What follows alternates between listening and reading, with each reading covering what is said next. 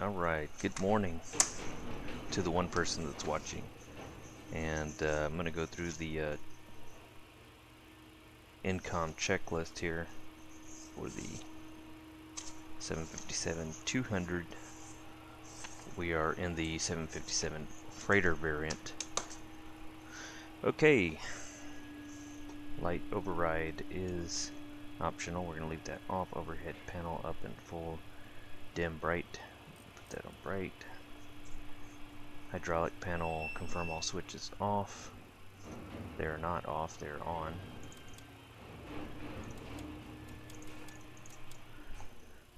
APU gen confirm on. APU gen on. Left right gen on.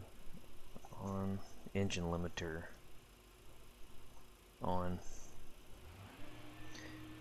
Power transfer unit confirmed off and guarded. Battery is on. Battery discharge light is illuminated. Standby power is on auto.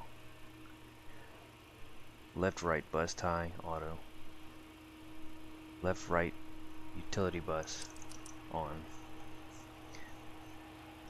Landing gear is down. Alternate flaps are down. Normal.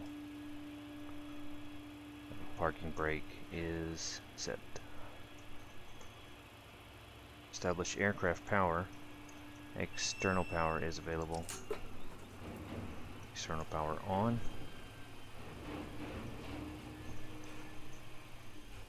Position lights as required. I'm going to leave those off for now. Wing lights as required. And we'll leave those off. RU. Switch to nav. Cycle on, then off. DC power.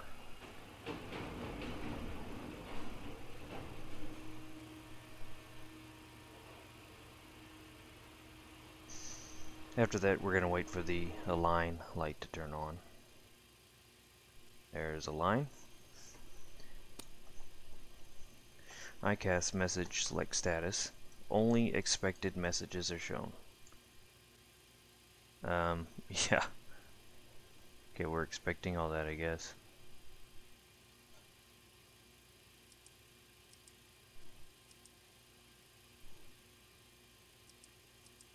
Okay.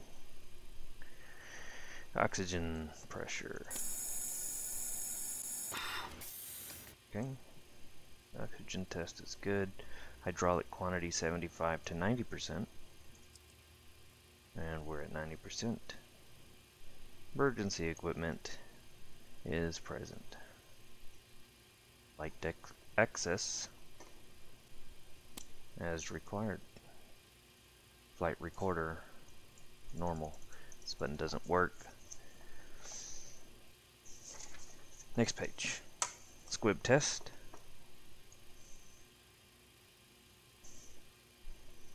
All lights on.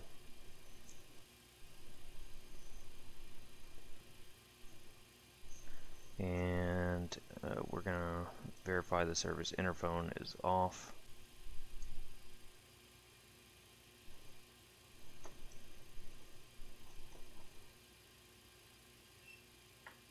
Okay.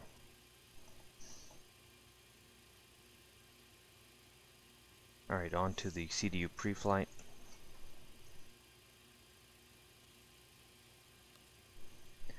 Verify airplane models correct. Correct. Engine type Rolls-Royce. Correct. Nav data database. Current period. Position initialize.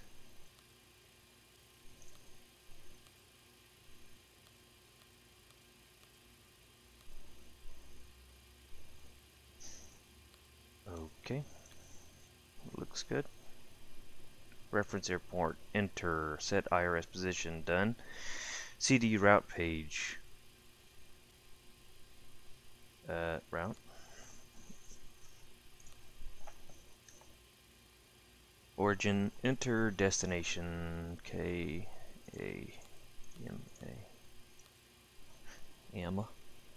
And flight number.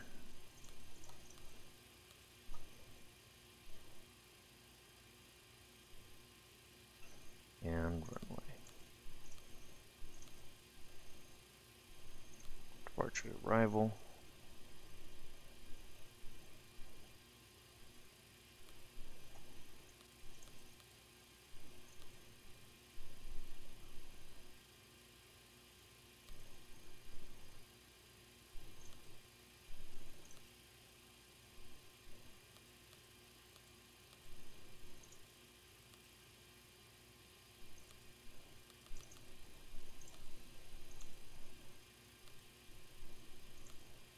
There we go.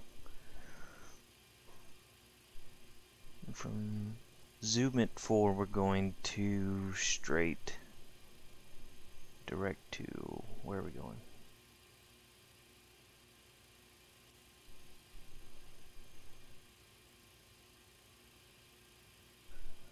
Direct to Foxom, Foxom.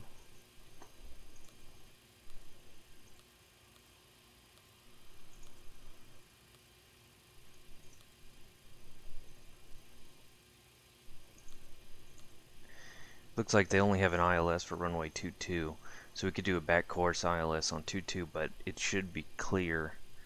So expecting VFR, we'll just vector ourselves in, I guess.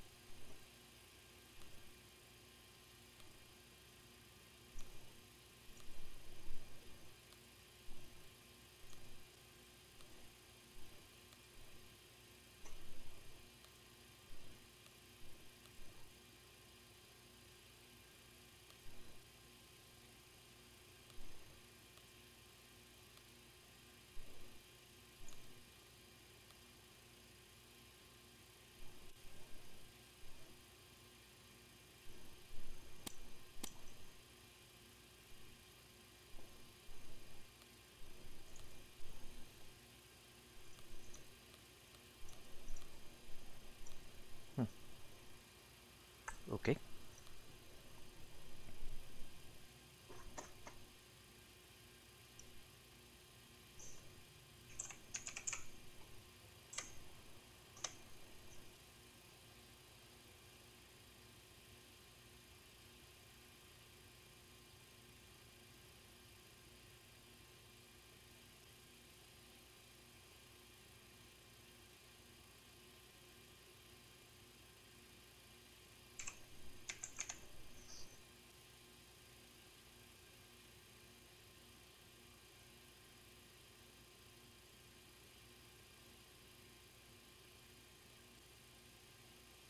Okay, there's no stars for this airport, it looks like. So we'll just descend ourselves. So ILS.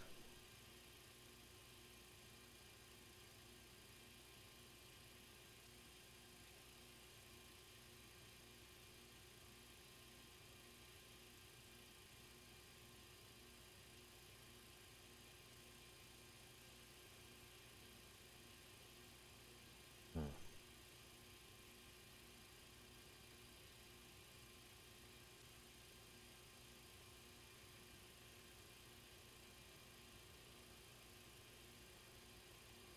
Okay, we'll go direct to COD, and then Rotki, Mosfo, and then end like that. About that. Yeah, about that.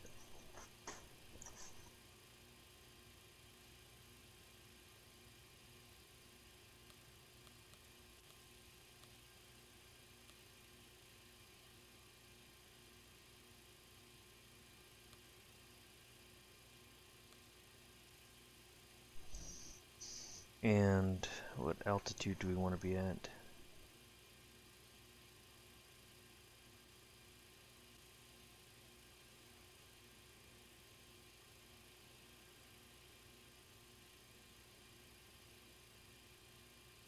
$5,300. Okay, so we'll do 5,300 there.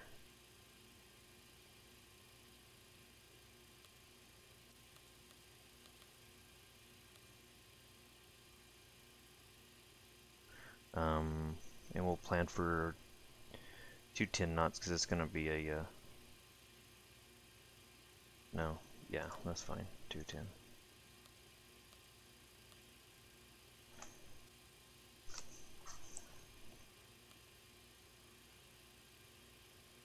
Then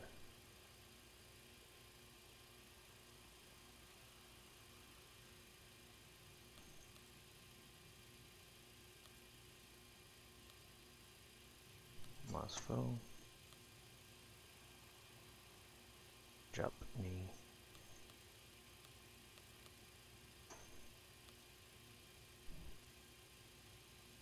Weekob.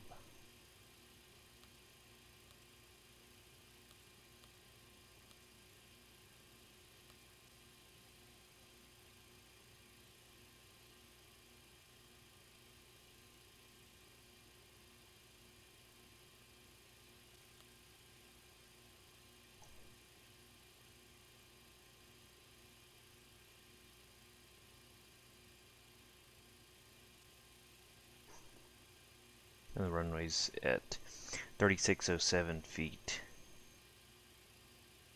elevation.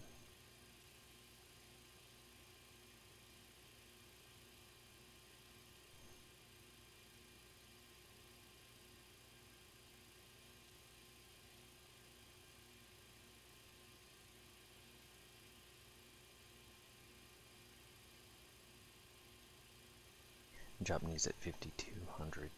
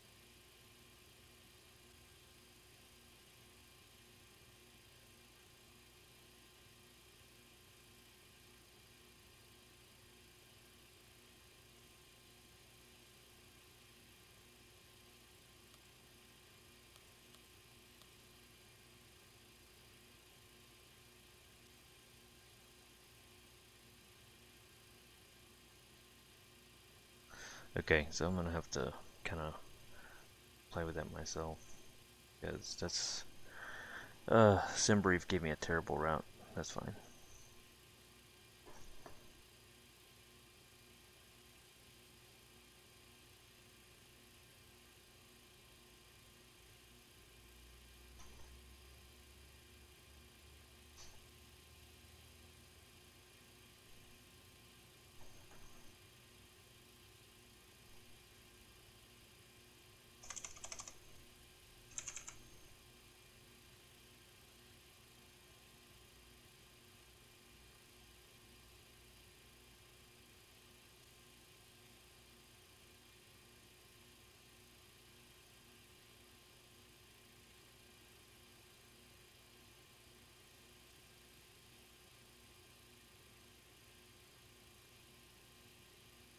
Okay, 180 heading to Cheeto.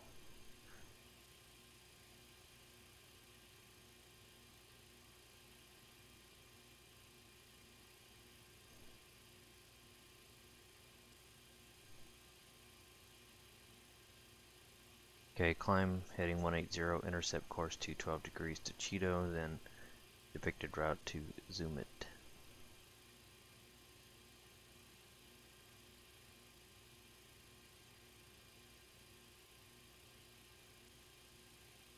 Maintain 5,000, expect clearance to filed altitude within 10 minutes after departure.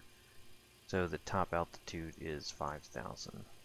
So we're going to set 5,000 and 180 on our MCP.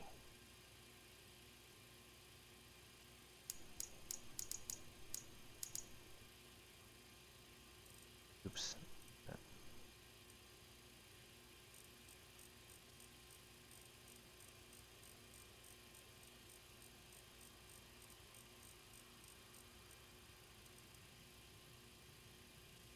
Okie doke. And it looks like our U is done. Good. Okay. Onto the cockpit preparation. Alright, EECs on. Yaw damper left right on. Left high frequency radio on. Cockpit voice recorder test. We're going to pretend like we did that PLED. Panel lighting is required, not required. Runway turn off lights off. Nose, wing, landing lights off. Position lights on. Anti-collision lights red and white off. Wing lights as required, not required. Wing anti-ice off. Engine anti-ice off. Fuel cross feed is off. Engine start left right off.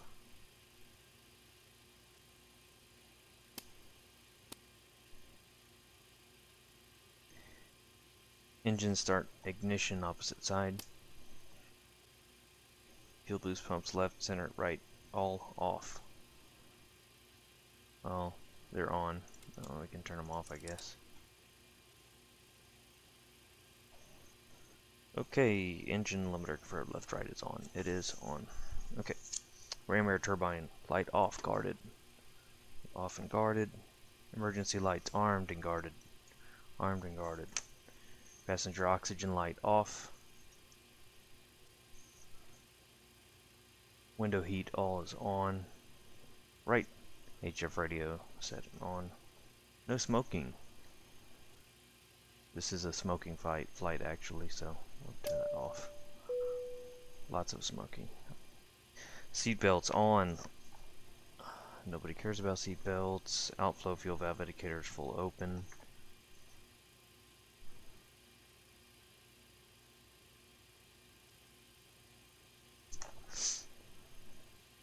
I mean, outflow air valve, duh. Okay. Auto rate full open. What you freaking out about? Oh, low fuel. Okay. Yeah, I know. I haven't fueled up yet. Thank you. Cabin altitude mode set. Auto 1. Auto 1. Landing altitude is set.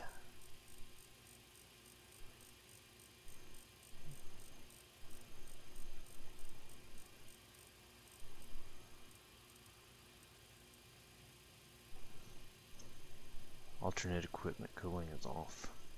Indicator light test.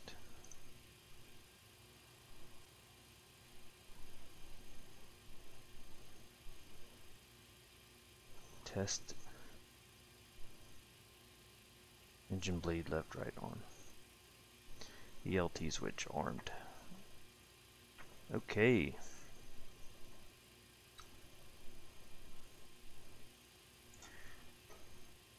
And it's time to start the APU, so let's get fueled up.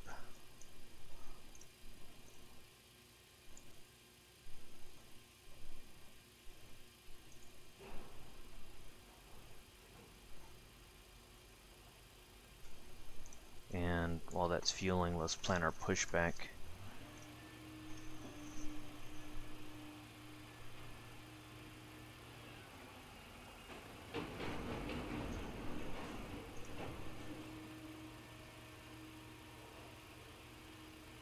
Or not.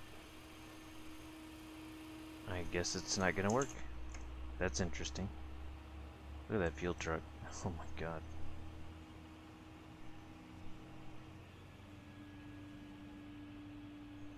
Like USSR style truck right there.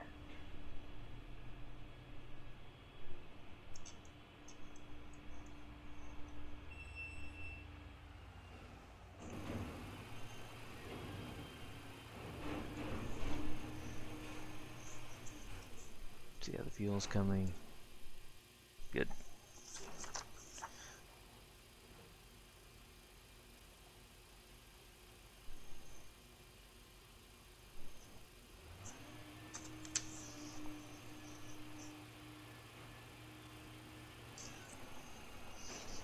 Okay, let's skip air real quick and then go to the rest.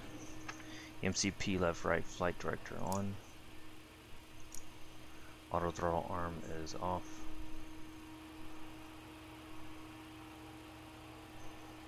Bank limit is auto. Heading, runway heading. Altitude. Altitude is set. Autopilot disengage is up. Oxygen mask we already tested that. Instrument source, flight director left. FMC is left. EFI is off. IRS off. Air data off. Left airspeed indicator is normal. Auto land status test.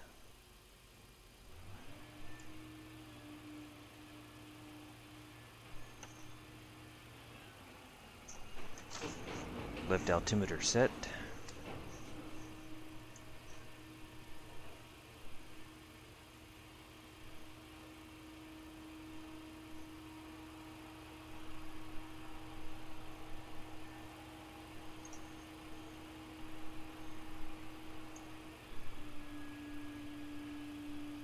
One 27.75.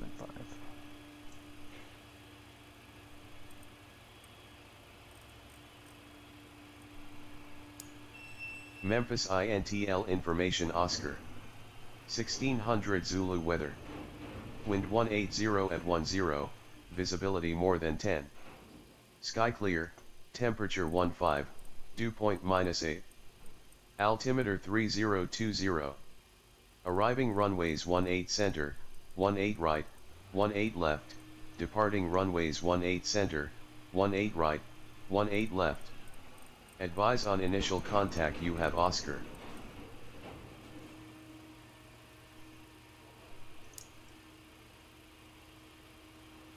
Okay. Altimeter set, standby altimeter set, standby altitude normal, ILS is off, standby airspeed is normal.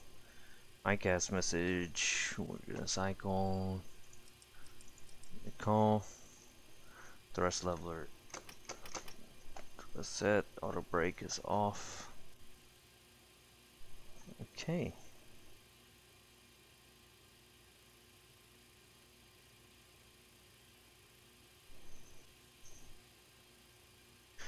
Decision height.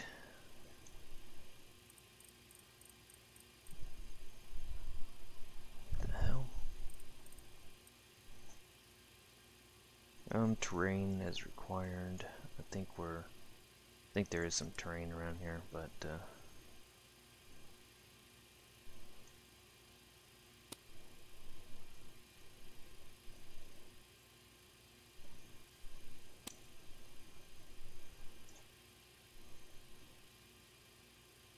gonna set it 5.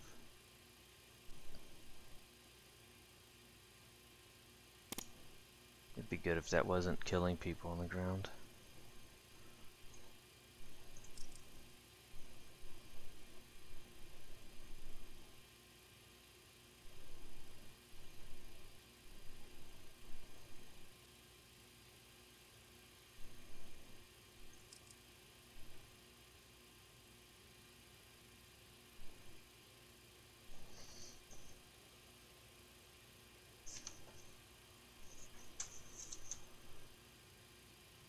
Weather radar panel tested. Weather radar panel. Say that fast. Weather radar panel is in the test mode and is off as to not kill ground personnel. Very good.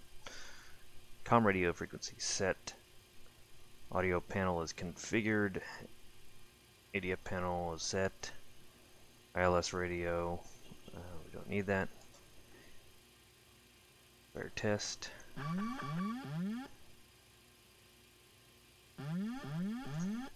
Good. Transponder panel. Test.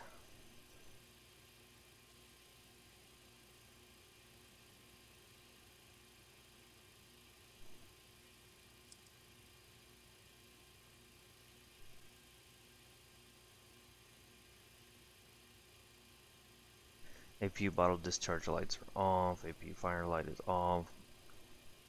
Audio panel and ADIS is received.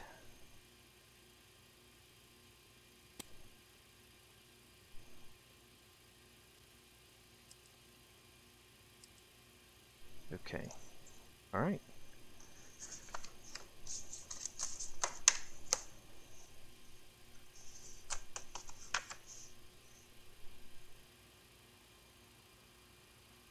Okay, double check parking brake set. Fuel cutoff switches are in the cutoff position. I don't know why they weren't.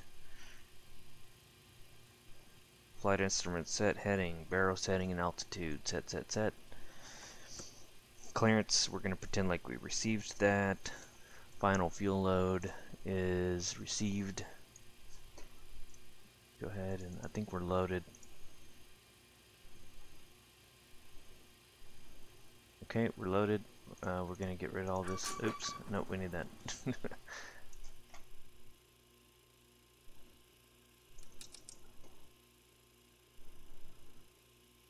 don't need that.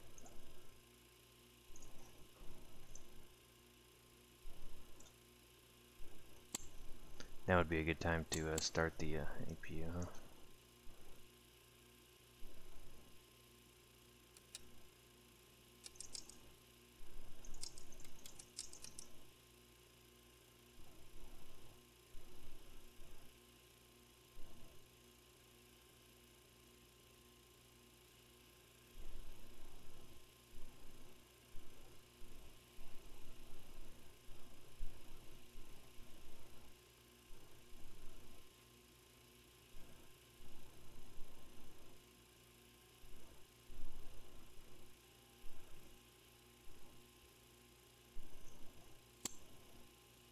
Okay, APU is on. Let it bleed. APU gen on, and we're on APU power.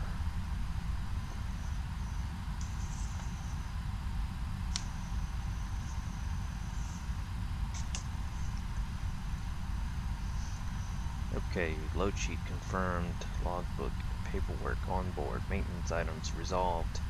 Flight attendants, we don't have any. PA, we don't need that. Runway, sit in transition are set. Let's go ahead and do our performance.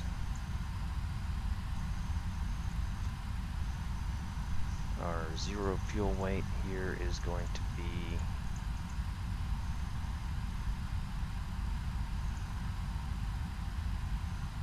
170.9.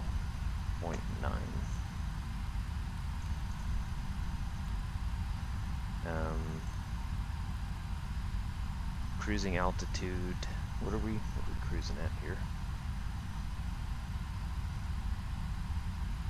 Don't remember. 360. 360. Cost index, I'm gonna go cheap. Okay. Our use aligned.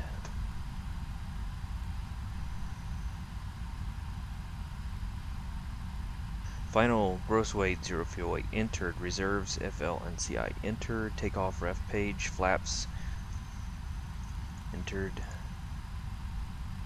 CG.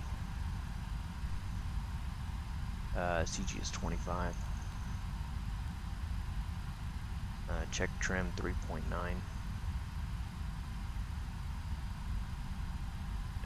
It's right there already. Okay.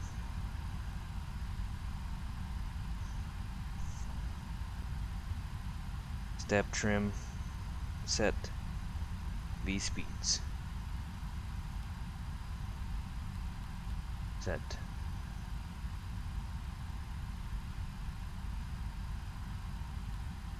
And this is what I don't understand. It doesn't give me shit over here.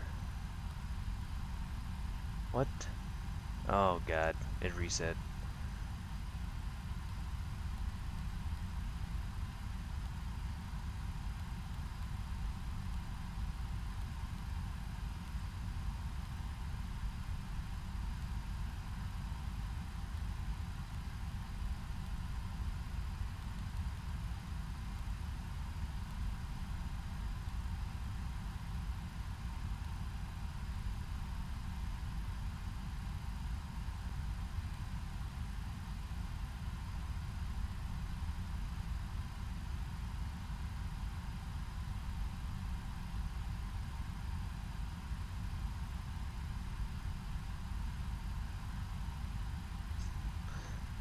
Wow. Okay. Let's reprogram that because it reset on us.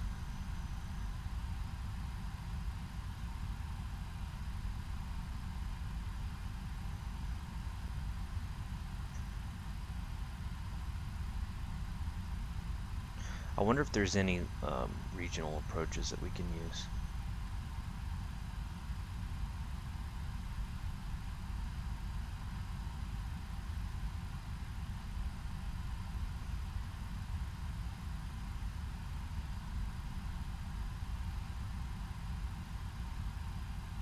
Should be like somewhere over here.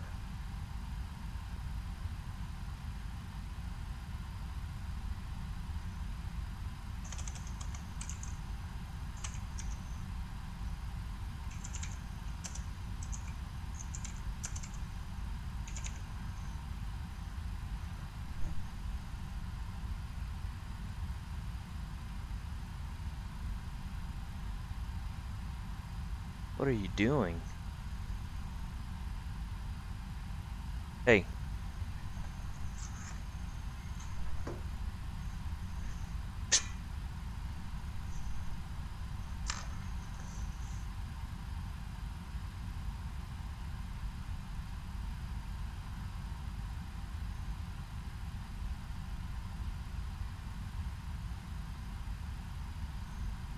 Come on.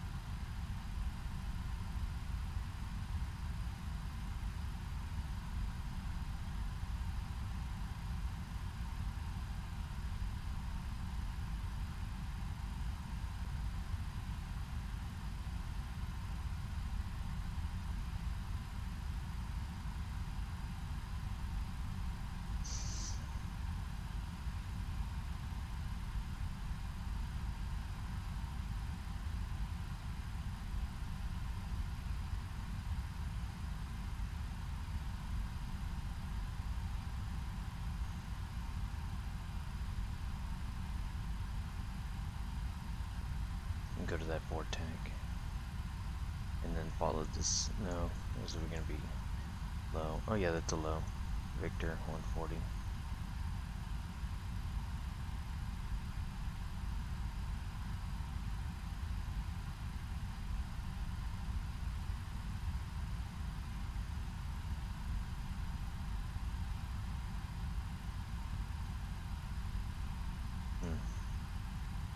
I don't know, for some reason this route doesn't look very good, but, you know, we can just give it a shot and see what happens.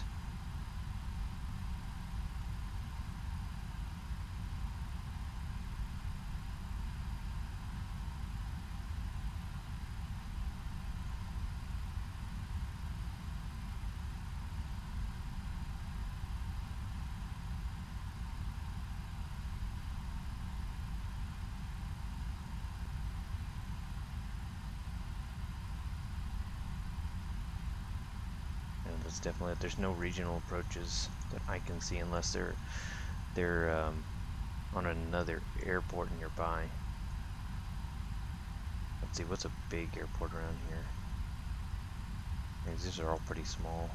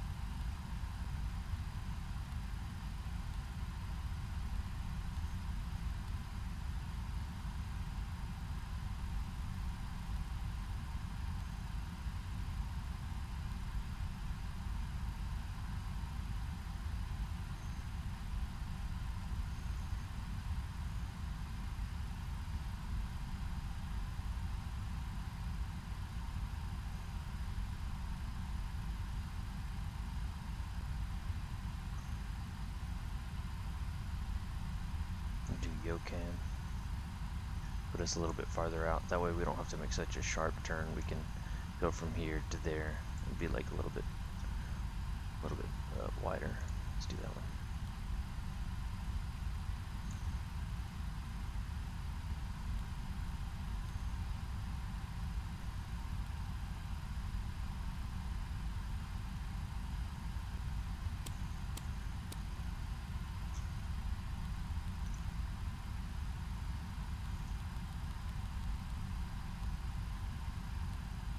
Okay, yeah, let's do that.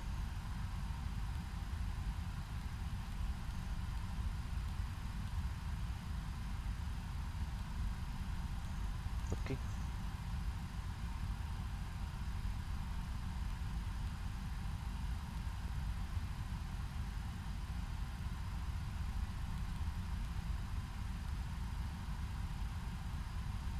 So, do 360.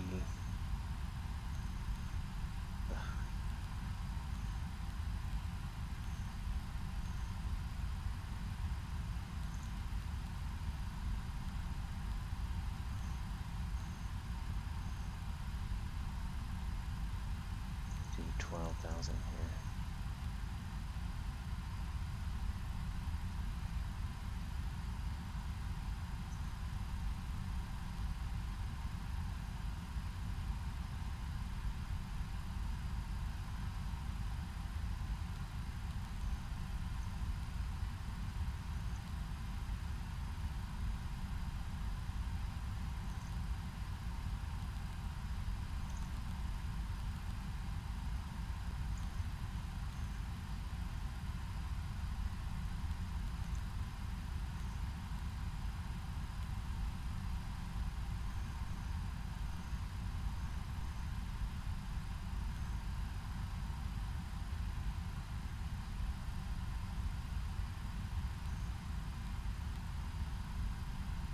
Okay, everything looks good now.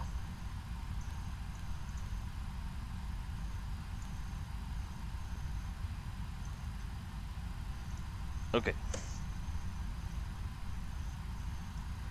IAS bugs are set.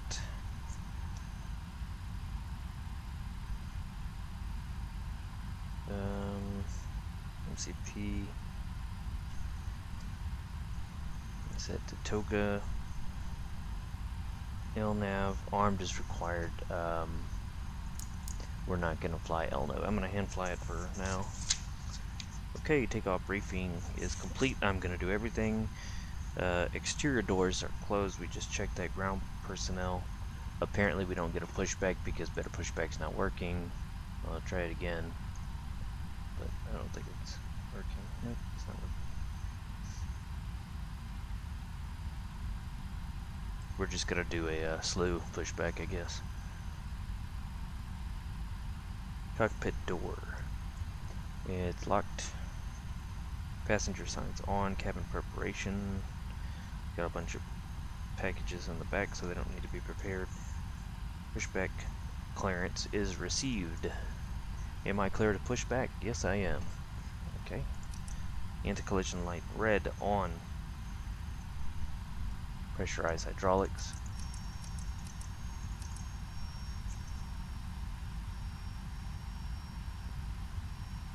Fuel pumps all on.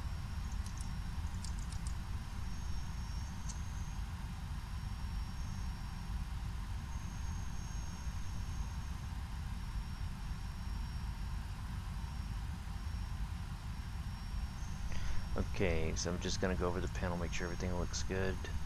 It's good, good, good. Good.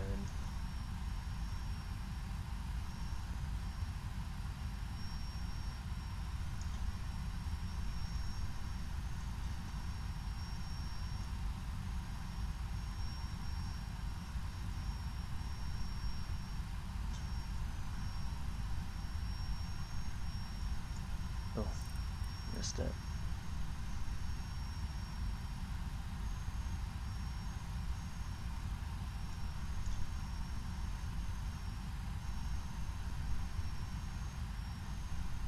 Okay.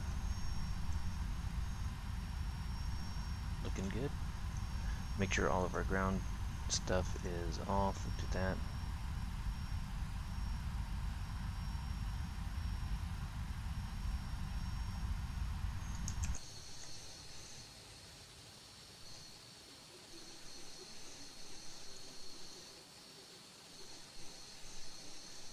Okay, it doesn't look like there's anything here to give us a pushback, so I'm just gonna have to use the map and move the plane. I don't know what's going on. TBH.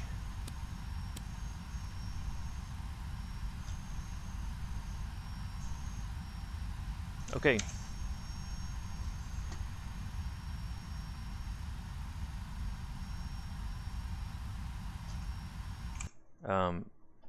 If you have ever needed to move a plane in X-plane, make sure you pause first, because if you don't, it can damage the plane.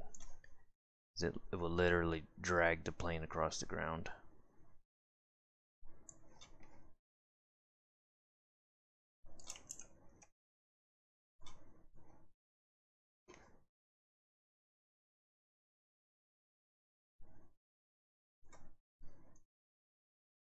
Ta-da! Pushback complete.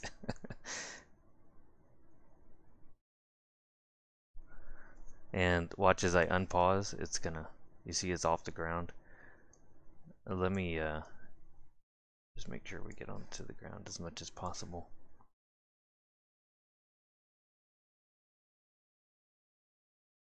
We're gonna fall a little bit there.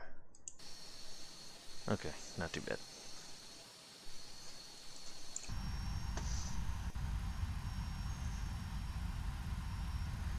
Okay, since we didn't start up during pushback, we're gonna start up now.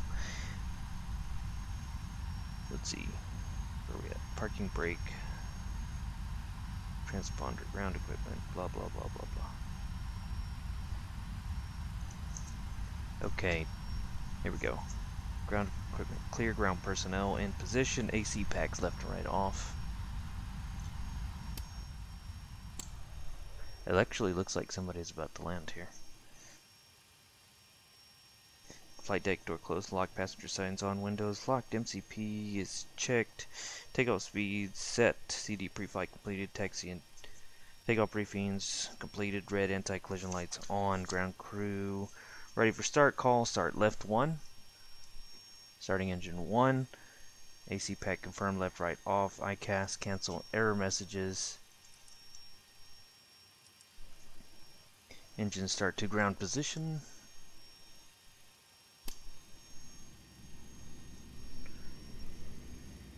The pressure sufficient for a start.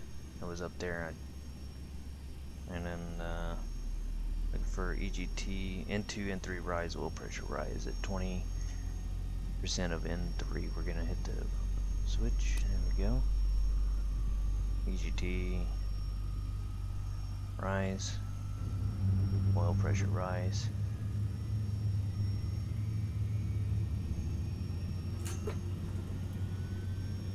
Oh, it says N3 is greater than 25% on the Rolls-Royce engine. Oopsies. And then to the run position.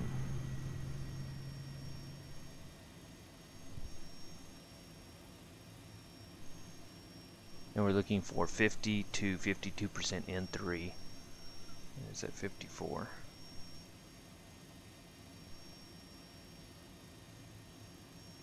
EPR is indicating N2 and 3 stable. EGT within limits. Within limits. Start engine 2. Starting 2.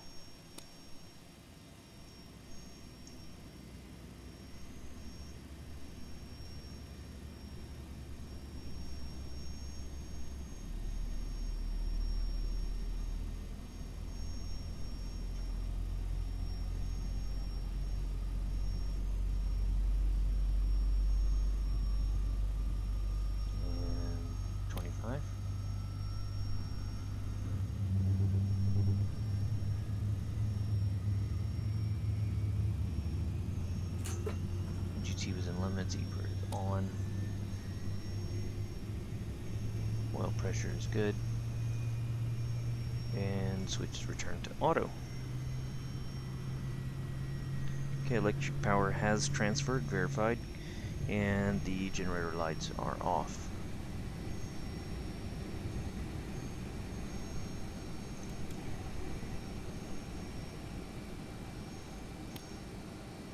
Generator lights off.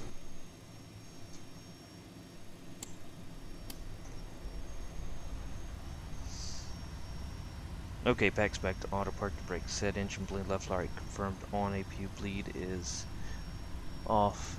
Oopsies. Isolation off. Engine anti-ice not required, trim set. Trim is set, 3.9. Flight controls checked, full left. Check, full right. Check, full up. Check, full down. Check, rudder full left. Neutral. Rudder full right. Neutral, flight controls are checked.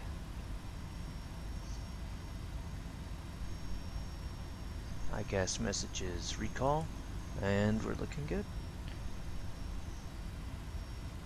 Auto brake into the RTO position. Engine start to continuous. Engine start continuous. Oh, come on. For taxi checklist, anti-ice is off, isolation switch is off, recall has been checked, auto brake is RTO, flight controls checked, trims 3.9 set, ground equipment is clear, taxi route, and clearance understood and received. Taxi clearance received and understood, taxi light on is required, not required. Wing lights on. Logo light not required. Weather radar into the WX position. Maximum taxi speed 25 knots. Maximum turn speed greater than 45, 10 knots. Use extreme caution when using nose wheel steering if ground speed is greater than 20 knots. Over control of the nose wheel is likely. Engine taxi restrictions. Operate engine thrust setting for at least 5 minutes. It is not necessary to delay takeoff to accommodate this restriction. Do not exceed 35% N1. When stationary, do not exceed 1.06 EBR with tailwind exceeding 5 knots or crosswind component exceeding 15 knots. Do not apply takeoff thrust until oil temperature is greater than 50. Okay, so we can't apply takeoff thrust yet. Flaps set, 15. Speed brakes are down. Engine anti-ice not required. Isolation switch is off. Fuel control switch is run and locked. Cabin notification complete. Prepared. Trim weights. Speeds checked and set. No manifest changes. We're going to skip that. Okay, ready to taxi.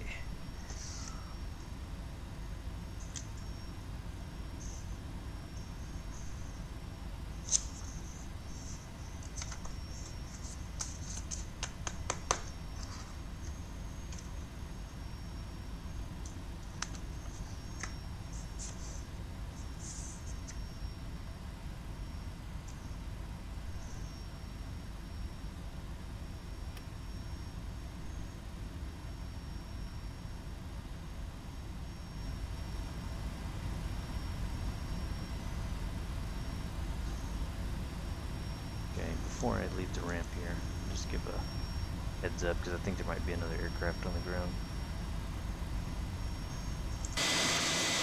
Yeah, there is.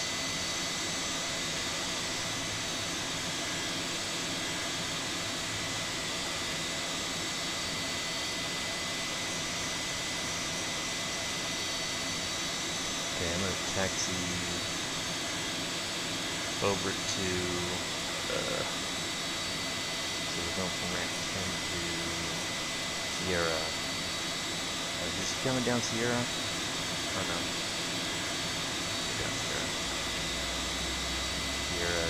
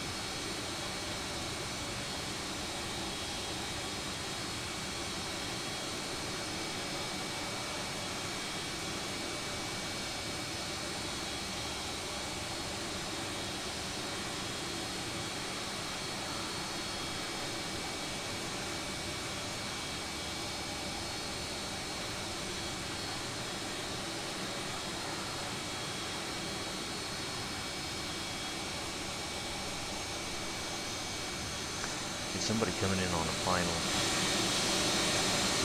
don't see him there. Well, we're going to take off another way.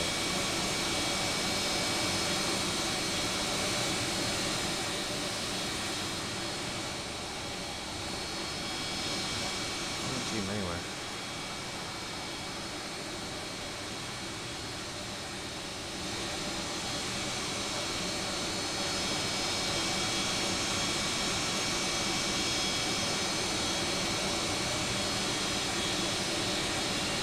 Oh, there he is. Yeah. Okay, we're good.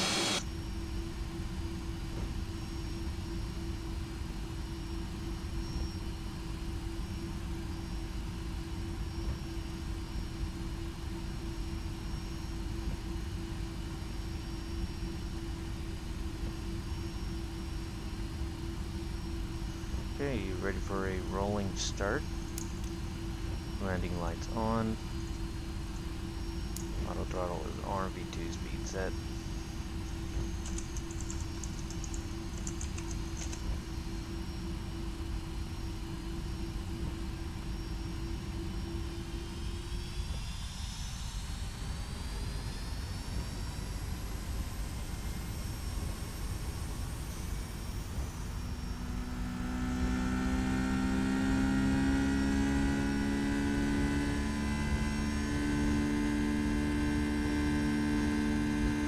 Using Flight Simulator or P3D over there.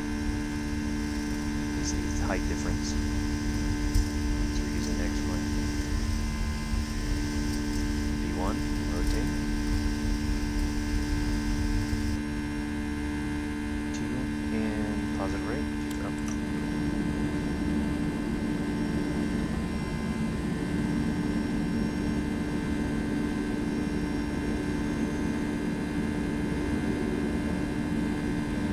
Positive rate on the chance climb.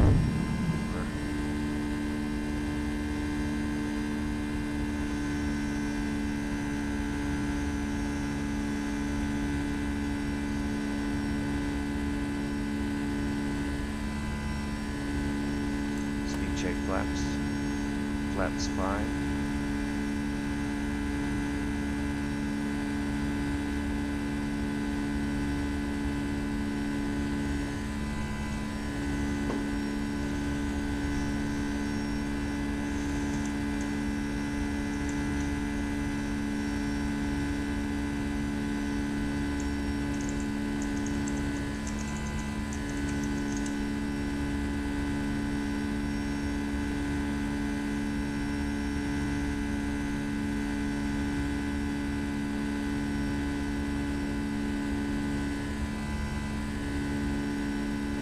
Okay, going up to Cheeto.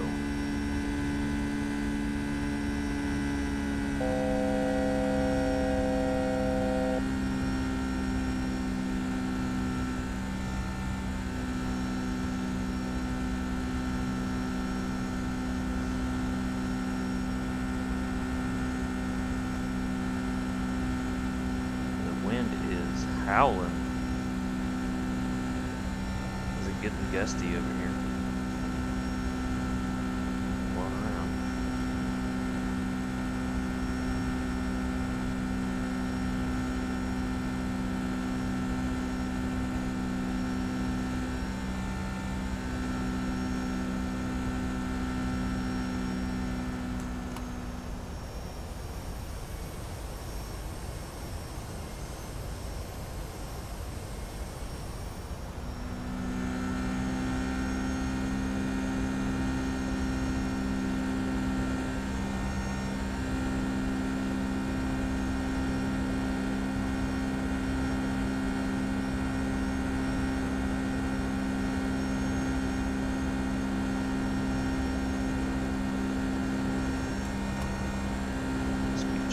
Up. Okay, we're gonna go ahead and just assume that we've been given clearance to climb. So we're gonna be climbing to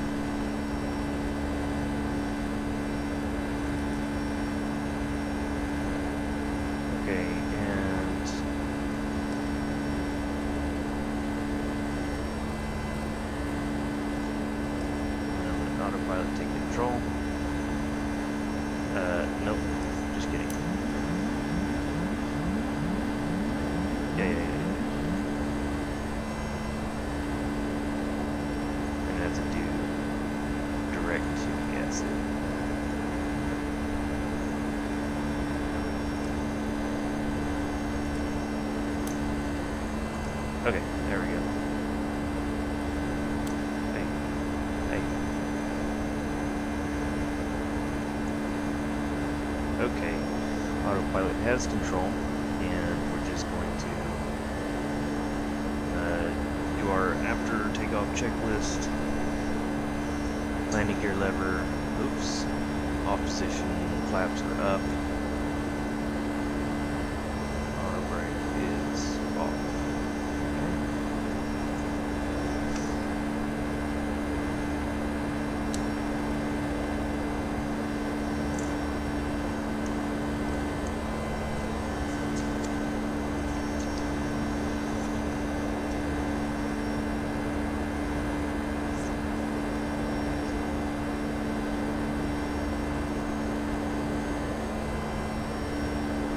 Outside temperature is over 10 degrees, less than 10 degrees. Wing and the engine into ice or need to be on.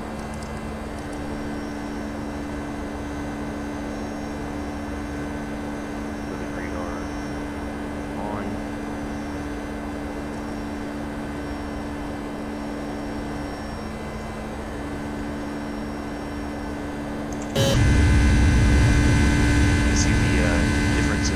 This is ortho for XP off of Bing's of level 17. That's real. Autogen. Autogen's not bad, but you can definitely see the difference in the water color. More of a sandy brown water. This is a blue. We all know that's not real. You see the like sediment and stuff in the plant. That's pretty cool.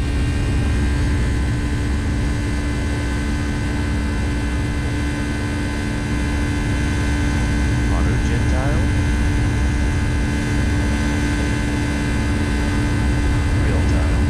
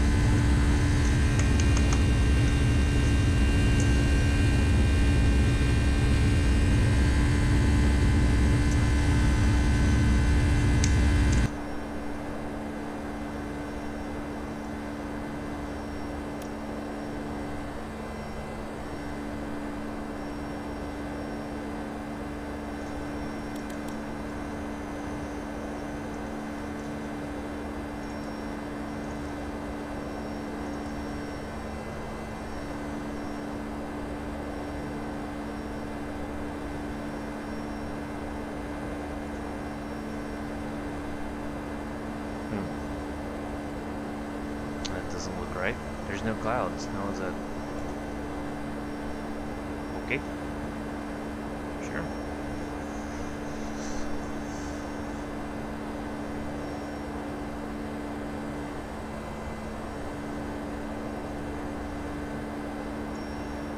Alright, I'm going to go to the laboratory for a moment, and I'll leave you with this exterior view.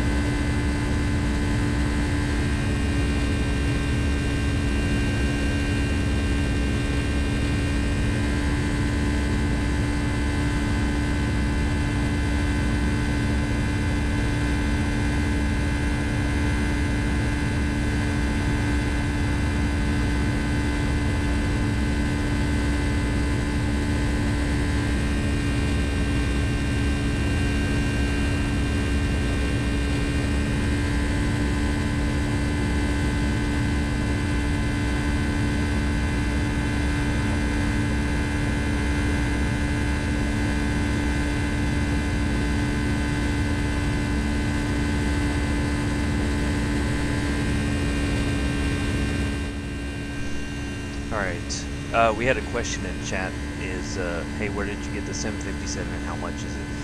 This is the Flight Factor 757 B2 Professional Pack. It was just released with the X-Plane update, the X-Plane 11 update, and it was, I think, $84.95, so about 85 bucks. And it is pretty cool. But the one thing that kind of bugs me is that they have these analog backup instruments, and the real 757s right now are using digital instruments in two panels instead of the CRTs and the analog backup. So that's the one thing that bugs me. And also the analog VSI. This one doesn't have the TCAS built into the VSI, so that is a little unrealistic. I guess they're going for more of a retro type um, deal, but it's whatever. It's still good. The flight dynamics are good. The hand control is good. The sounds are amazing, as you can see and or hear rather. And the flight model is beautiful. It's a beautiful airplane. My favorite by far.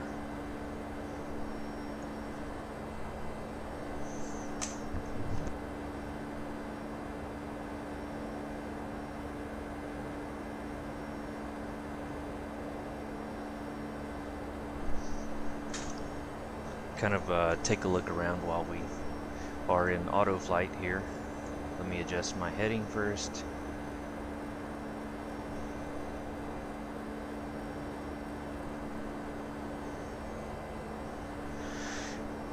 And we got about 8,000 feet to go. No, 7,000.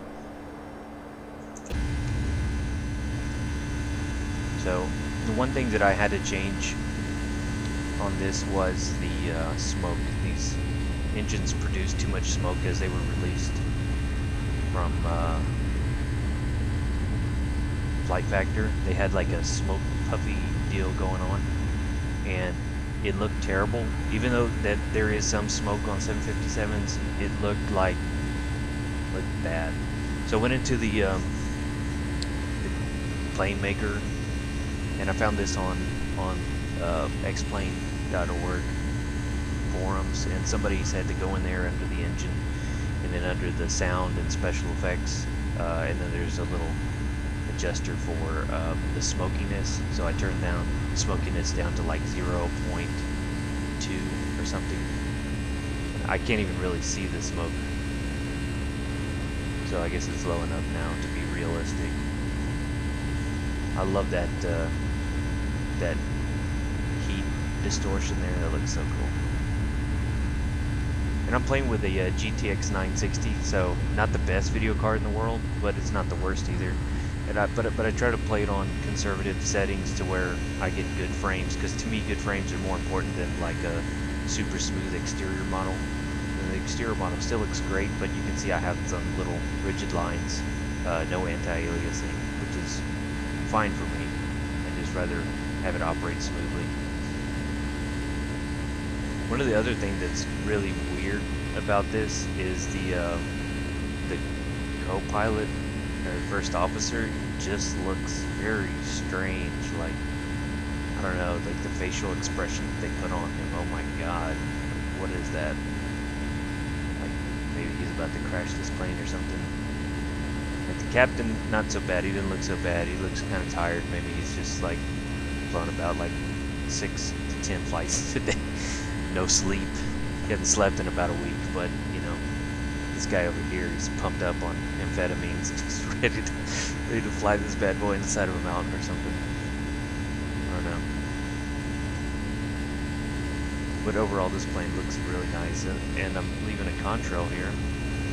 I don't know how long of a contrail it is.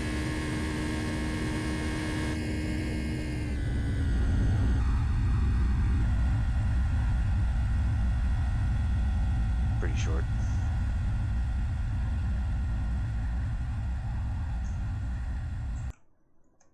This is a ground view.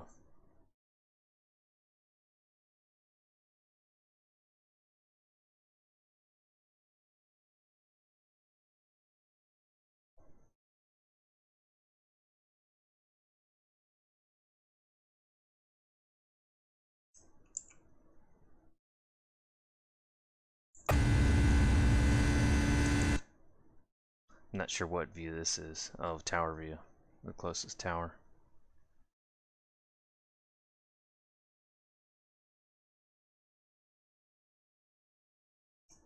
And then we have a flyby.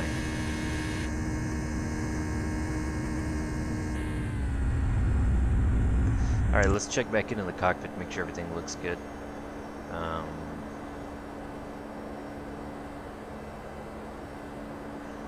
Okay, we're approaching our cruising altitude. And I'm going to take it off a flight level change and put it onto speed, and we're going to bump it up to about like a 0.8 Mach.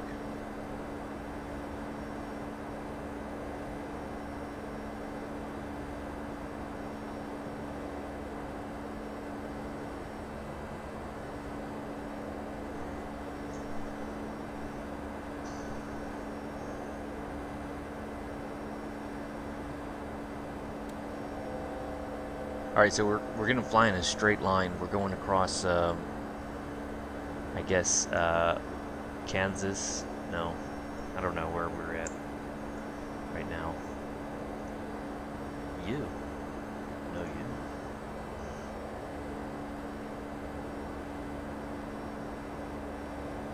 I guess Arkansas? Arkansas.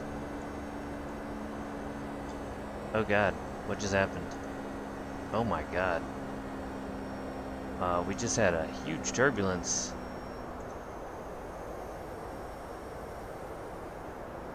Holy shit. I guess the weather just updated because now it's giving us a southerly wind of 46 knots. And it blew us way off of our course. Wow. That was crazy. Okay, I didn't even check that we passed our transition. Whoops.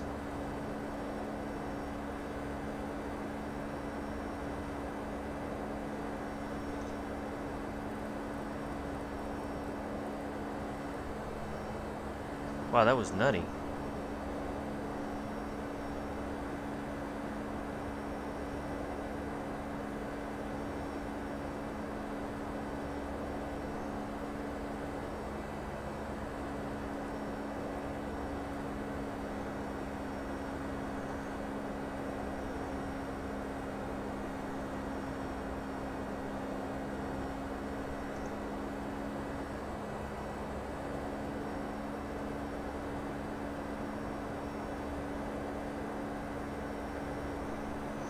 Let's keep it.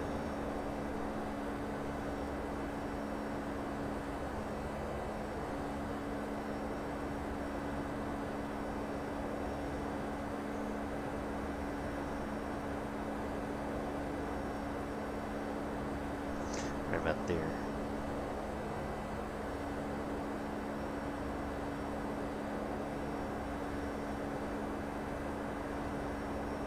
You can see we have a southerly wind at 46 knots. It's pretty rough.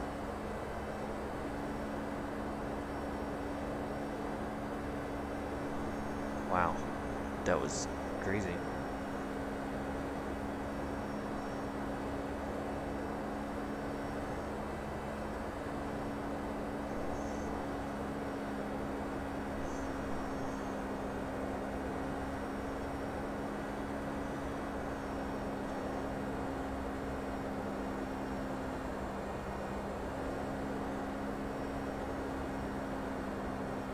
Okay, so we can, I think, walk around the cabin in this one.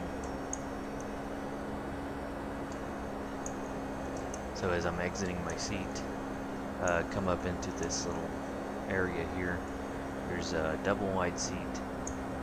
This goes back into the cargo hold, but this is not operational in this plane, so you can't actually open this. As far as I know, I have tried sitting here clicking. You also can't go through the wall, so I can't clip back there and look.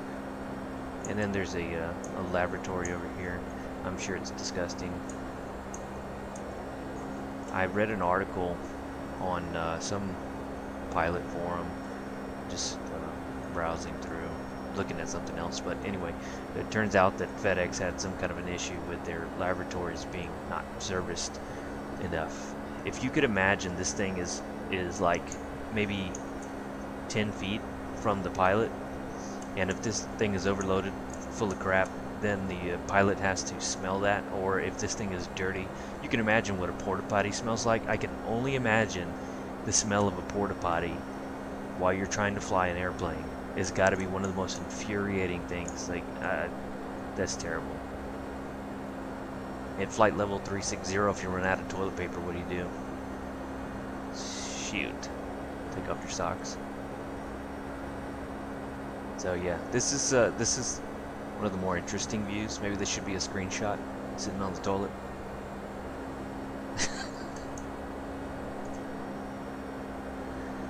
There's a intercom thing there. And then we'll go back down to the flight deck. So, who's flying the airplane right now? Nobody? Okay, that's cool. Get back in our seat.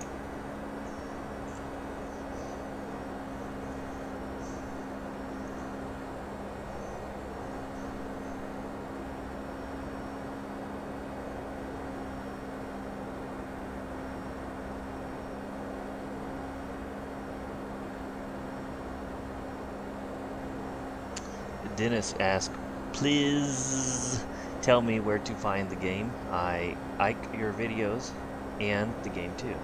The game is X-Plane 11. You can buy it from Steam, or you can buy it from X-Plane website. I think it's xplane.com. And then this is an add-on aircraft, and if you want to know what aircraft it is, you can go back in the video about 30 minutes and listen to my commentary. Maybe not even 30 minutes, 15 minutes. Listen to my commentary. But yeah, X-Plane 11. You're going to see a lot of debate on whether X-Plane 11 is the best flight simulator, or Prepared 3D, Prepared flight simulator. But to me, it just looks the best. I have Prepared. I have Flight Sim Steam Edition. I've played Flight Simulator, Microsoft Flight Simulator, since I was child. So this is real, realistic. This is realistic. Obviously it's not real, and it's the best that I've ever seen. So I'm sticking with X-Plane, and I know a lot of people have been changing over recently as well. Xplane.com is where you can buy it. This also goes on sale on Steam quite often, and you can get it for a cheaper price. You can get it like 20-30% off, something like that. And if they're still having the Black Friday, Cyber Monday, whatever sale, I think it was on sale this past week. Jonas Leet asks, what type of playware are you using? I use X Pro Realistic. You got that too, from the sound of the wind. No, there's no weather add-ons here. This is just default X-Plane weather. The sound that you're hearing is probably from the aircraft. So this is the Flight Factor 757, and it does have some like different sounds here.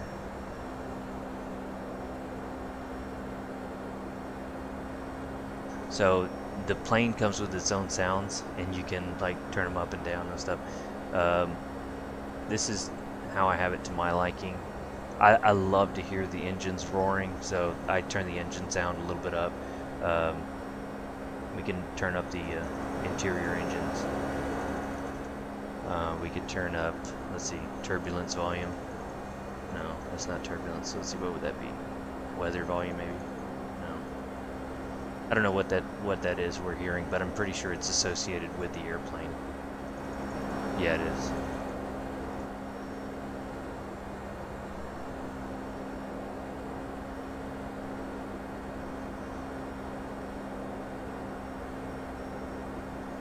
The Gamer 44 says fuck in chat, so I'm gonna go ahead and hide that.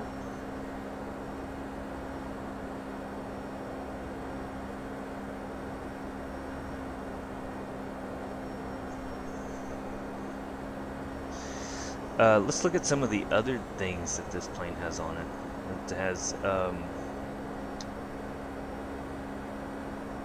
see, it says use better pushback, but for some reason it didn't work. The advanced wind shear, sometimes the wind shear is insane on this plane, so I'd say it's pretty accurate. Realistic sound, I use realistic sound. Throttles block, I don't use that. And I'm in the United States, so I don't use metric weights. I believe, well, you know what, I don't know. Does FedEx use metric on their planes? Probably not. There are some options that you can change in your avionics settings as well. And the way I have it set up is not realistic for this model. It is actually, for this one, you're not going to see the airspeed tape here. You're going to have a like a speed indicator. It's a diamond with, here, let me see. Yeah, so that tells you if you're going too fast or too slow. And this is plus 10 knots and minus 10 knots. So if you go outside of that, you'll get an indication. But I like the airspeed tape.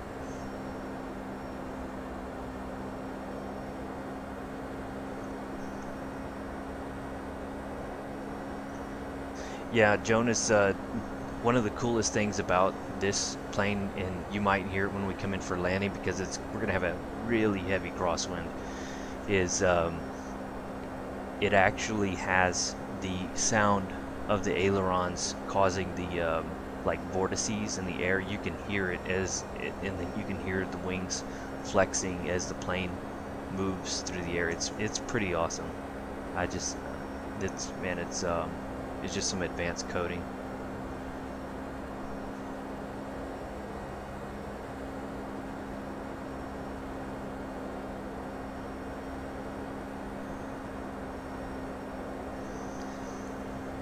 So let's see how far we have to go.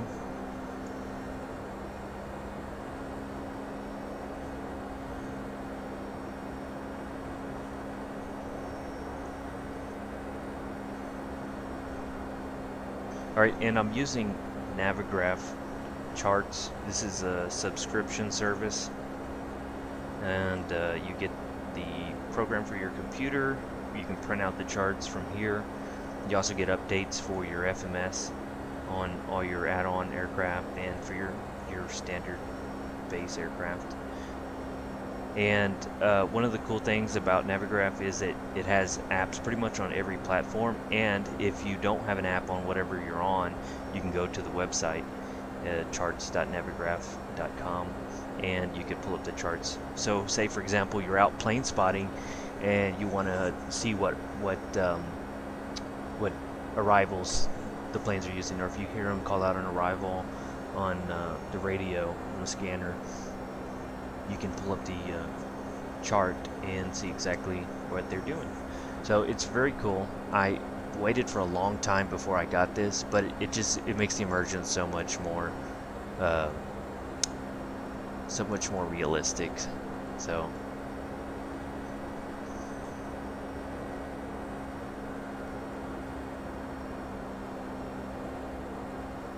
and we've got about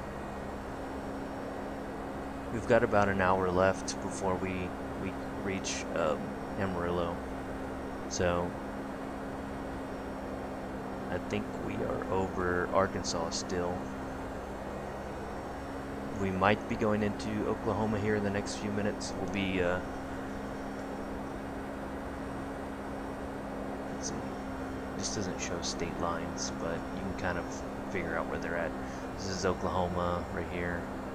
Then Arkansas right here, and we took off from Memphis here. So we'll be flying over Oklahoma, probably right over Oklahoma City. Is that Oklahoma City right there? Yeah. So we'll be flying right over that, and we'll be able to see that down on the ground.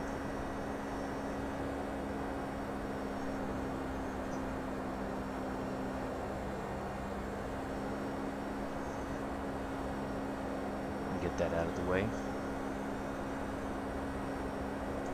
Let's go outside and take a look. Some nice, hill terrain there. Not quite sure what that is. Looks a little weird.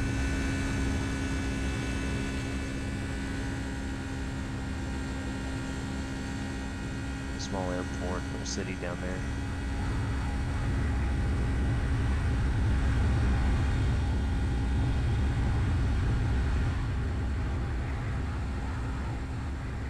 So if we lived down that little city, let's see what it would look like if we were flying overhead. I'm on a small little runway here. There's actually no building. There's no terminal. There's no hangar. There's nothing. That's great. Okay. Now where did we go?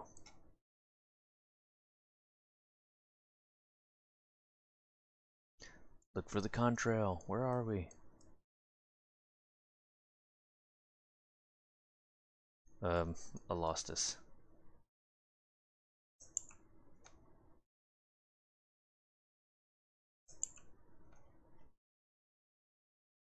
Okay. I don't know where we are. We're there. That's where we're at.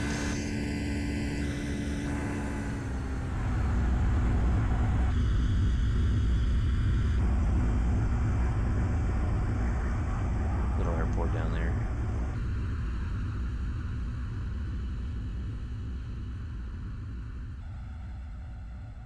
There's a lake right there.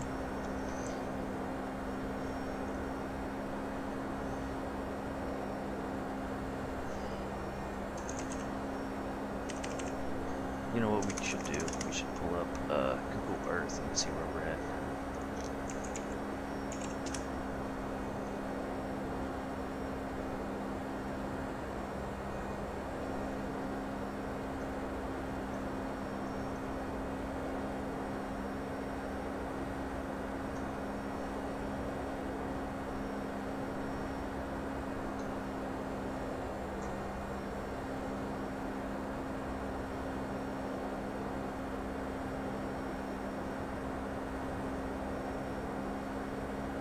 Okay, so we were, I think we're right here. That lake looks, that looks like the same shape. Yep, and then here's this little valley type deal here. What is this? It's a mountain. Huh, look at that.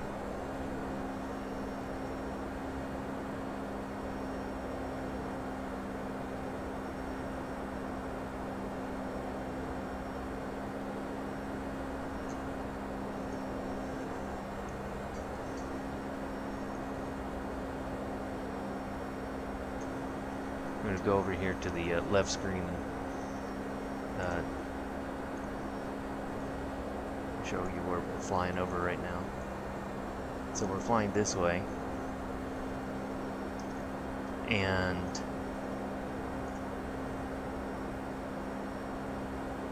wow, look at this.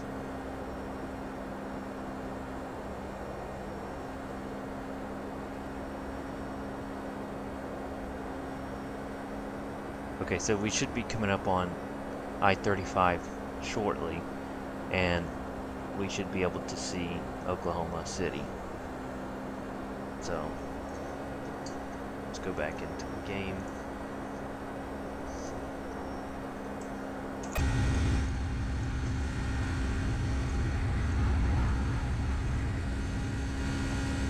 Nope, we haven't made it to the lake yet.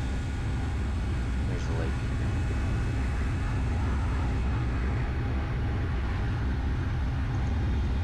It says that is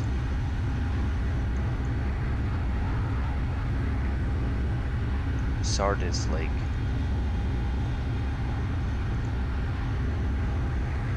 Sarna? What is it? I don't know. Sardis, yes.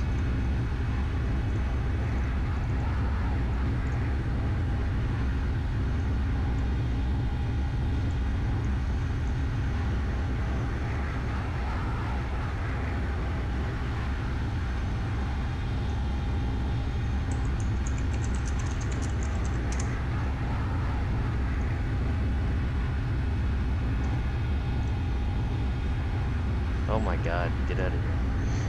Sardis Lake, Oklahoma is a reservoir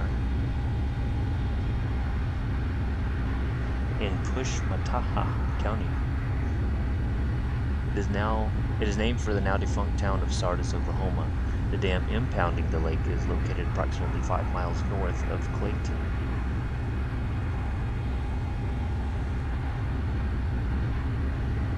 Sardis Lake is the focus of a lawsuit by the Chickasaw Nation against the governor of Oklahoma, alleging the state has ignored the tribe's right to the water in the lake. The outcome of this case has the potential to become a major legal decision regarding not only the issue but the rights of Native American tribes in other areas. I'm guessing that's the dam right there.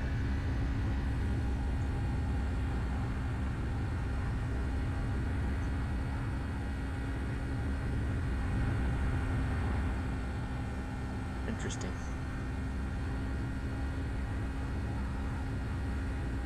The average depth is 17 feet. Very shallow.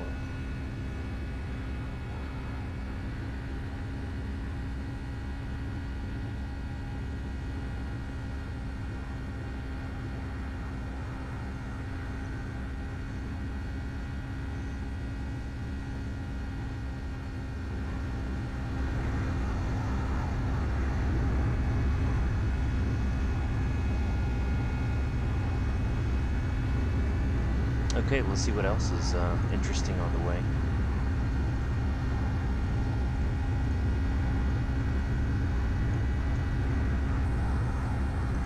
We're flying in a straight line this way. We're gonna pass another little reservoir type looking deal. Atoka Reservoir.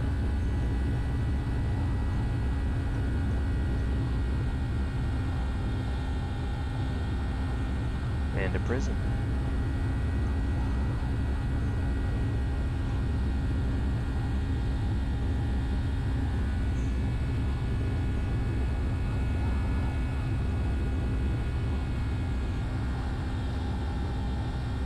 Okay, I'm trying to find exactly where we're at. This river goes this way, and then it makes like a kind of a little U shape right there. Okay, we're going over a city right here, Adele, or Adel, however you want to say that. And you can see that on the map right, or on the X-plane right here. That's pretty cool.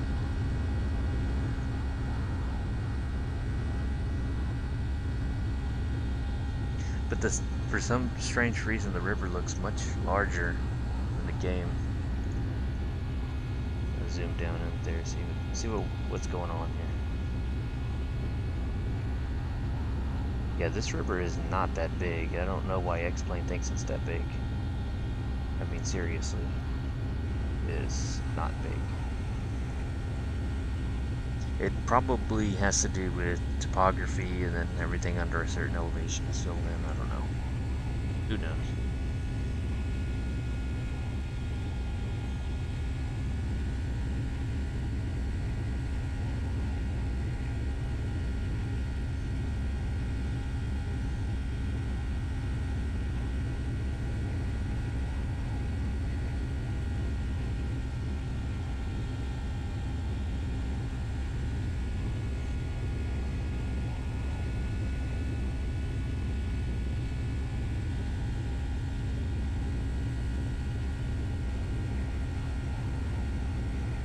Okay, we are approaching Lake Texoma. If this is correct. Is that Lake Texoma? Yes, Lake Texoma. Okay.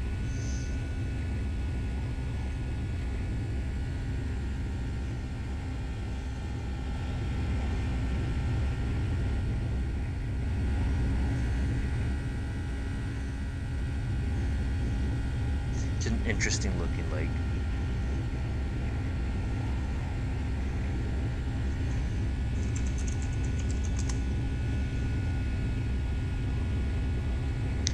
And Lake Texoma is one of the largest reservoirs in the United States. and the 12th largest U.S. Army Corps of Engineers lake. It is formed by Denison Dam on the Red River in Bryan County, Oklahoma, and Grayson County, Texas, 172 miles upstream from the mouth of the river. It is located at the confluence of the Red and Washita rivers.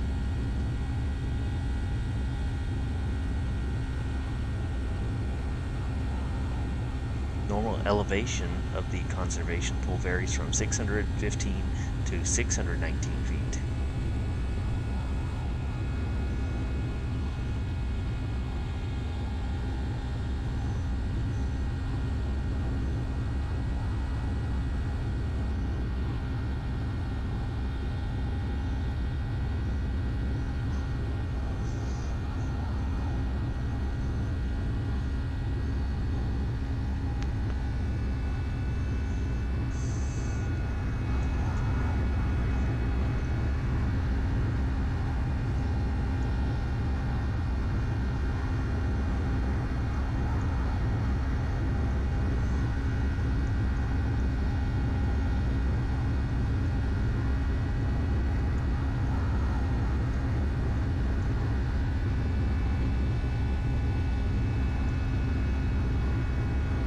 So we'll probably not be able to see Oklahoma City, because we're flying more of like a southwest direction rather than just due west. But we should be able to see Wichita Falls. And maybe that's it out there in the distance. I don't know.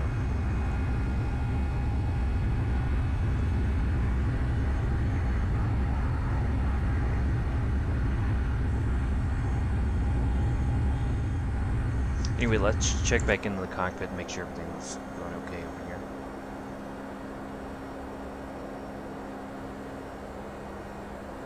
Okay, nothing on the ICAS, so we're good. Still holding at 36,000 at Mach point 825, 827, somewhere around there. That's good. Keepers within range.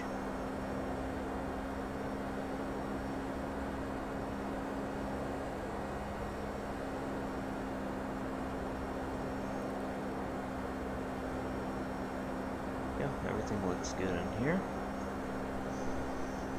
Fuel level is still good.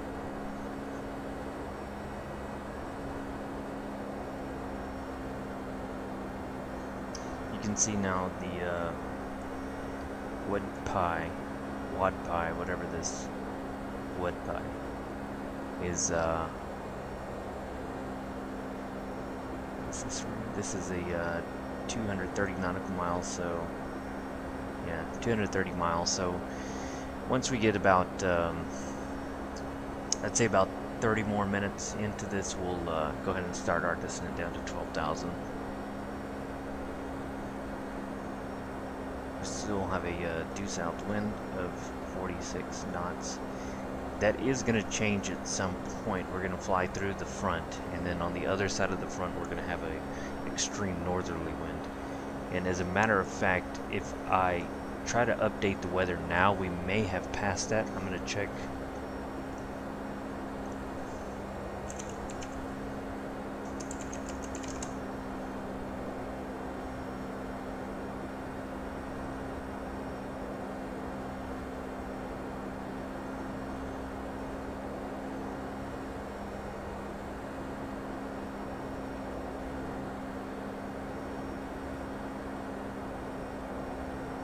I'm going to drag this over here and see if it shows up. No, it's not showing up, so we're going to have to look on the other monitor here.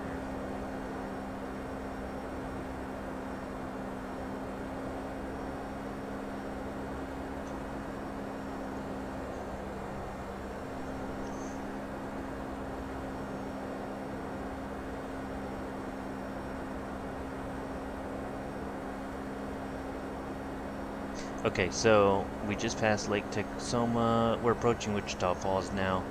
So we're gonna fly, I think, down around Lubbock, and then we'll go north up towards Amarillo and land like that. So we go like this, that, that.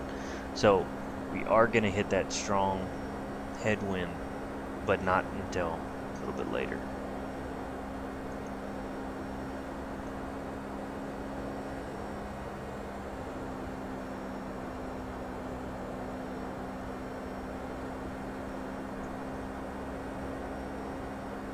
And we're at flight level 360 right now. So look at that.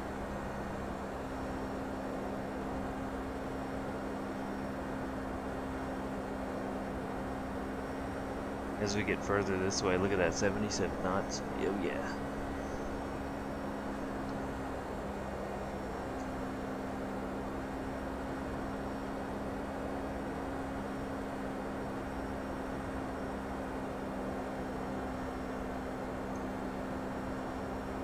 And there's no clouds, it's clear. That's good.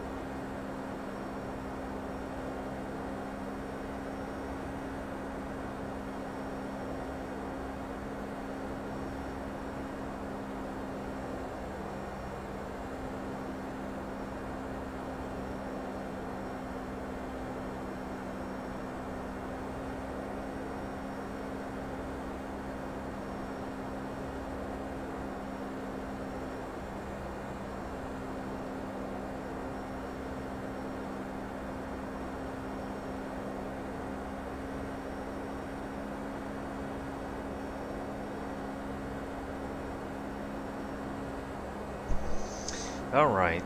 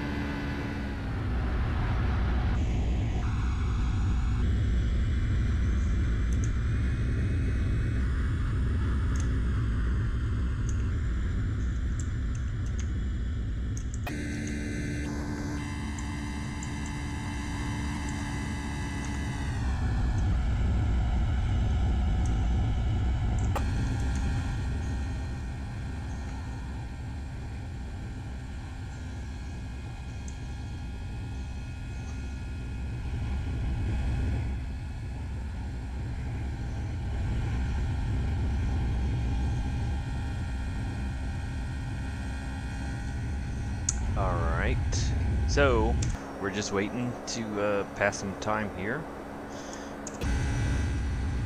while we fly, just checking out some of the different view angles here.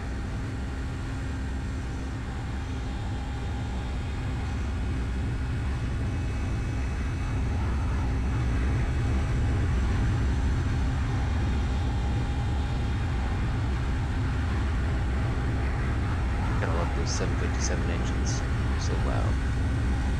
Awesome.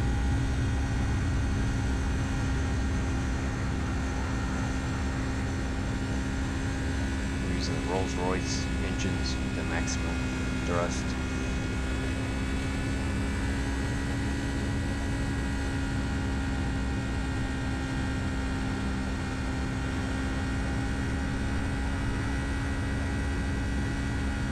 Wow, these are really nicely modeled.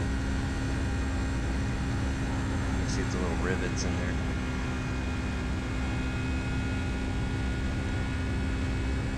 I don't know about that FedEx being underneath the Rolls-Royce though. I don't know if that's real or not. Open this hatch to check engine reverse system.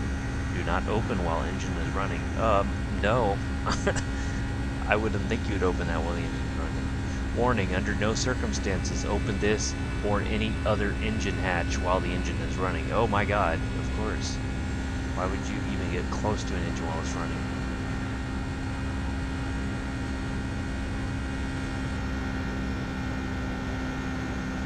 I mean, by the time you're that close, it wouldn't be too late.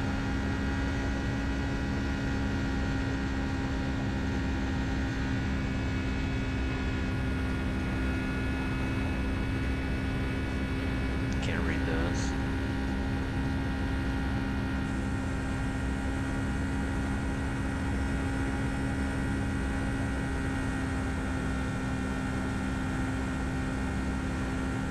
Little creepy pilot over here.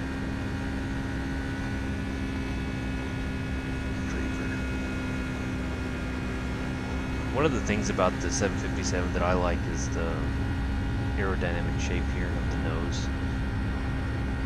It reminds me of like a Airbus A321. I think that Boeing nailed it on this nose design. It looks great. And supposedly what I read, and I don't know if this is true, I don't even remember where I read it, is that the 757 body, the fuselage, is the same shape as the 737, and they altered the nose on the design of the 757. So if that's true, it would make sense why it's such a, you know, like a narrow body aircraft. But it's much longer, not that much longer, but it is longer, and it has larger engines at the time, the 737. These were designed in, I think, 82 or something like that was the first flight. So, you know, this stuff was all designed on paper, whereas new airliners are designed on computers, so fantastic engineering for the time. Getting closer.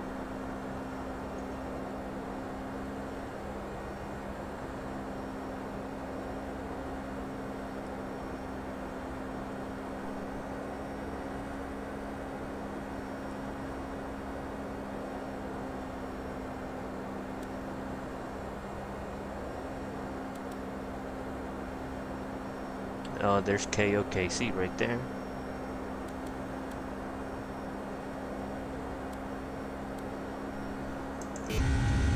Oh, we got some clouds. They just randomly appeared. That's always nice.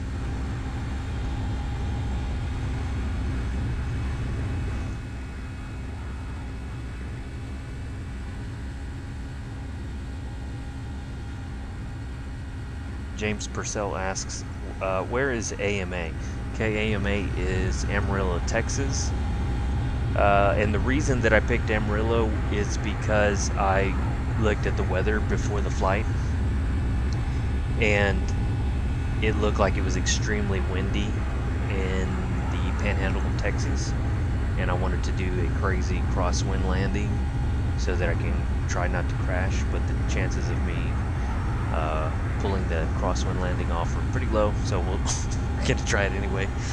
And he says yes, it would suck you in if you were that close to the engine. Just a moment ago I was saying that the engine warnings are a little bit too close to the engine. Let me read that.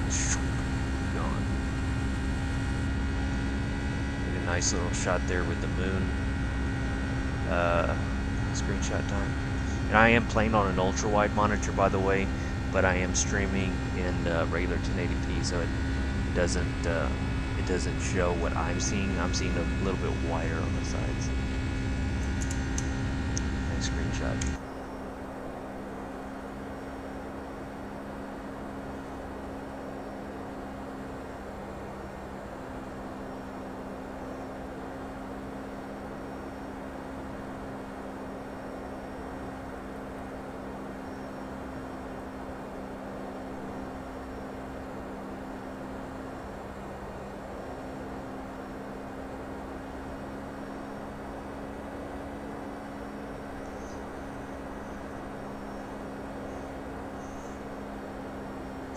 James Purcell says he loves crosswinds. I do too. I love watching the videos on YouTube, but actually flying a crosswind landing is gonna be difficult. I know already, so it's gonna be an RNAV approach. So I'm gonna let the plane fly it in and line it up with the runway, and then we'll see. We'll see how many packages are gonna get splattered on the runway. And that's why I don't play with passenger aircraft. Don't want to be responsible for all those virtual people.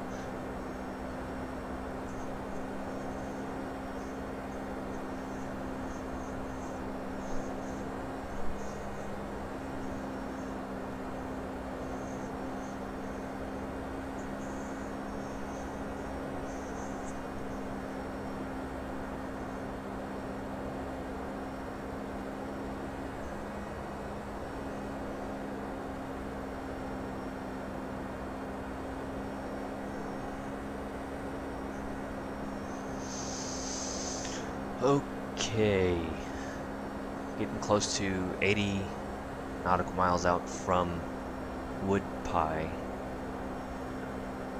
Once we get, I think 40, maybe, yeah, about 40 miles out, we'll start the descent.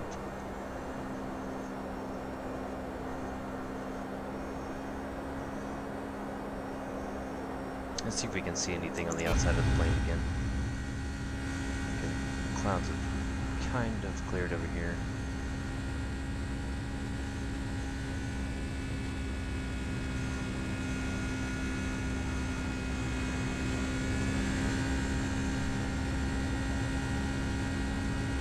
How about Madeira Airport? Those guys are nuts. I'm not familiar with it. I've seen it before.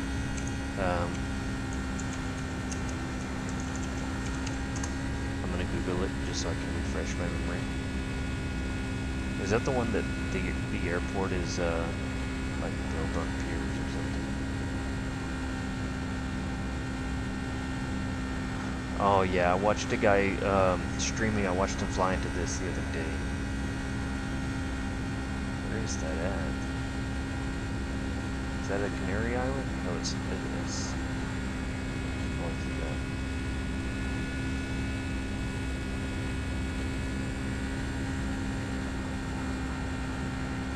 Oh my gosh. Okay, yeah, I see what you're talking about there.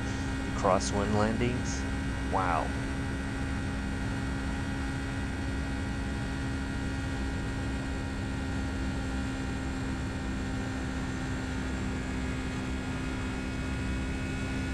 Yeah, for some reason I was thinking that was the one where the runways extended out on piers. I think that is.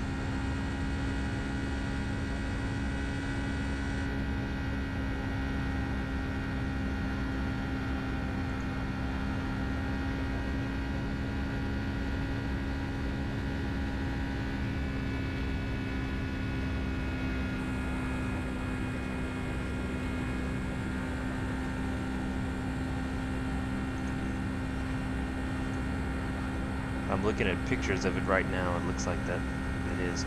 But I don't understand how piers could hold up these airplanes. I mean, surely that can't sustain an airplane landing on it. I mean, that's just, wow. There's no way. Maybe taxi. I could understand it supporting taxi, probably takeoff, but not landing.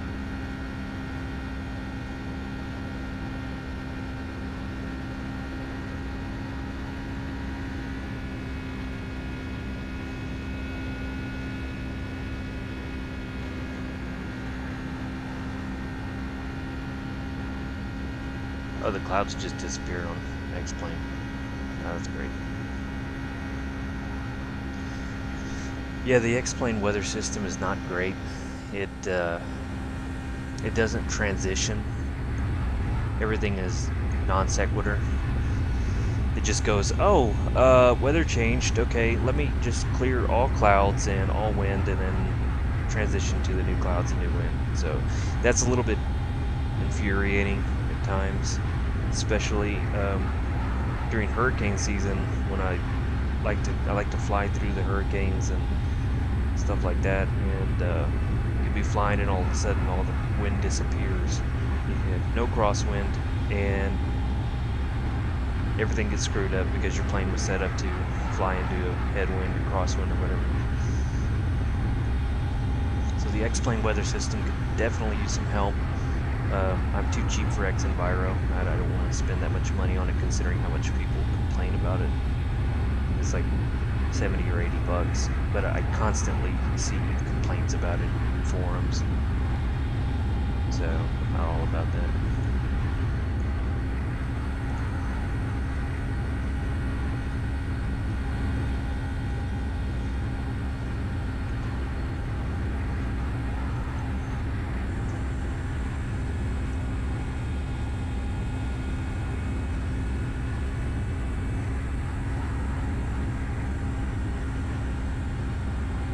Yeah, I also wonder the same thing, James. So do pilots feel more pressure when they have passengers on board?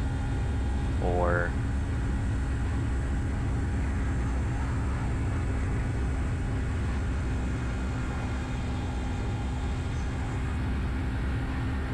landed at KPHL last week, 50 miles an hour gust, and he got his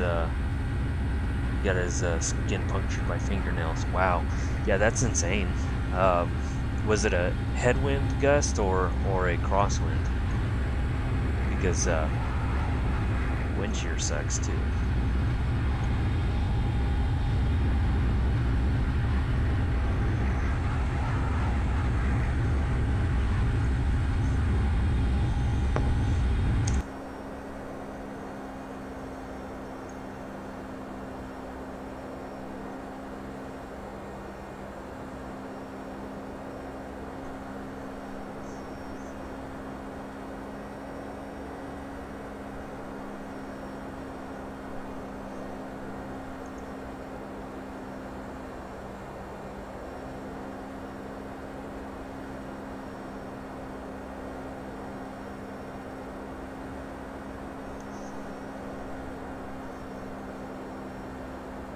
Okay.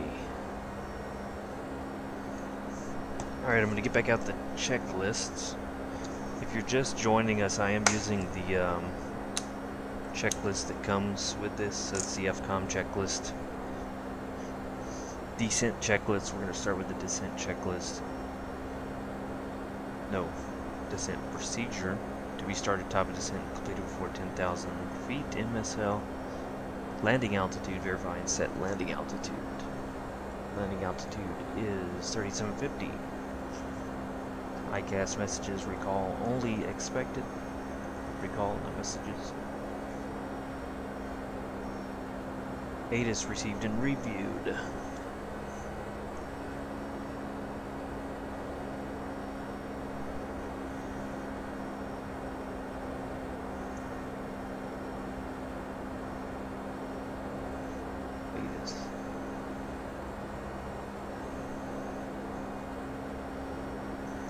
Okay, I guess blind.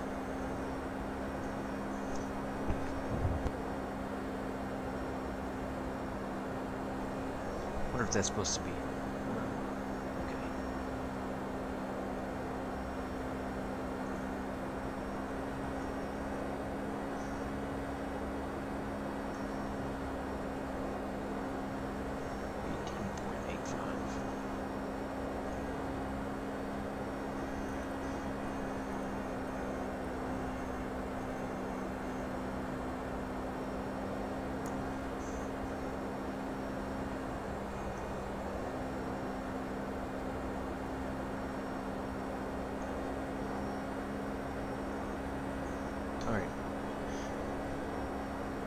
We're not picking up the ATIS info, so I'm going to go ahead and start the descent.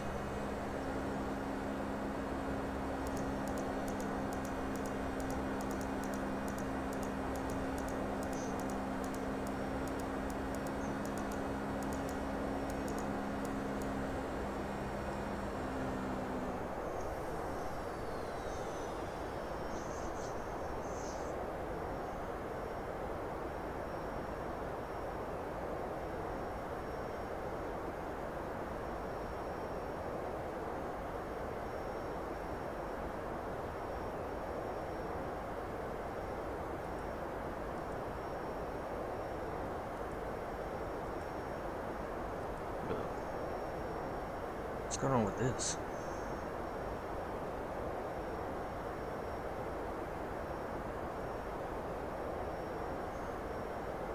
ICAS is spazzing out.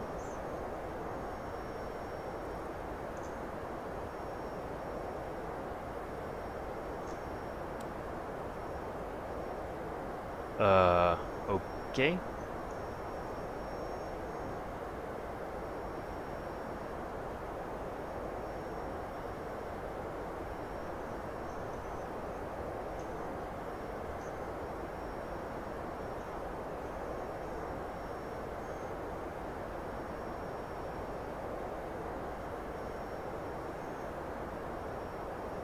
Yeah, I'm not sure if that's a bug or if that's, we're experiencing a failure.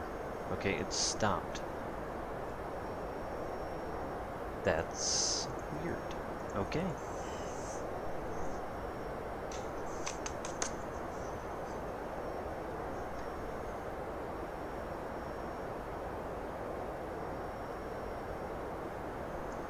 Still not getting any ATIS. Okay, whatever. Arrival, install the FMS. Radio's tuned. CDU approach page.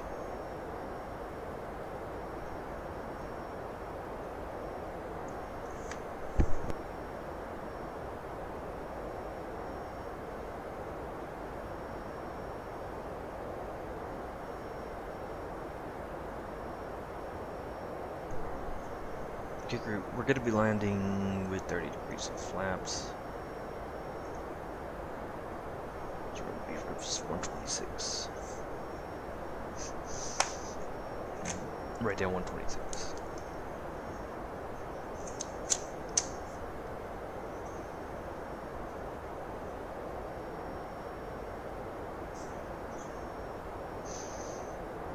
Alright, speed bugs.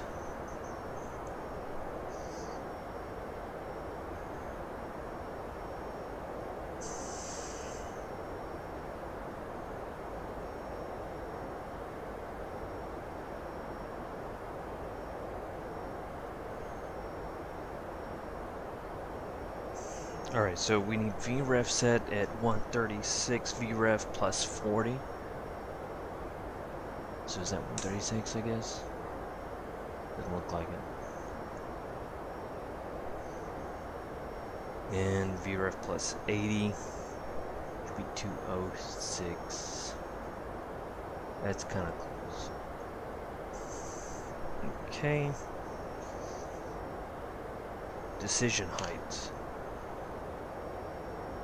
Winds are, because it was a crosswind, we crabbed up, went up and down like a roller coaster. I like it, wife hates. I would imagine your wife is probably thinking you were gonna die because, you know, what if you had a fatigued pilot or some pilot that was like not experienced with a crosswind, but at the same time you're sitting there having fun. That's pretty crazy. I've never been on a flight with a crosswind, like an actual airliner. I could only imagine if you were sitting on the left side of the cabin, seeing the runway facing you is gotta be just an incredible experience.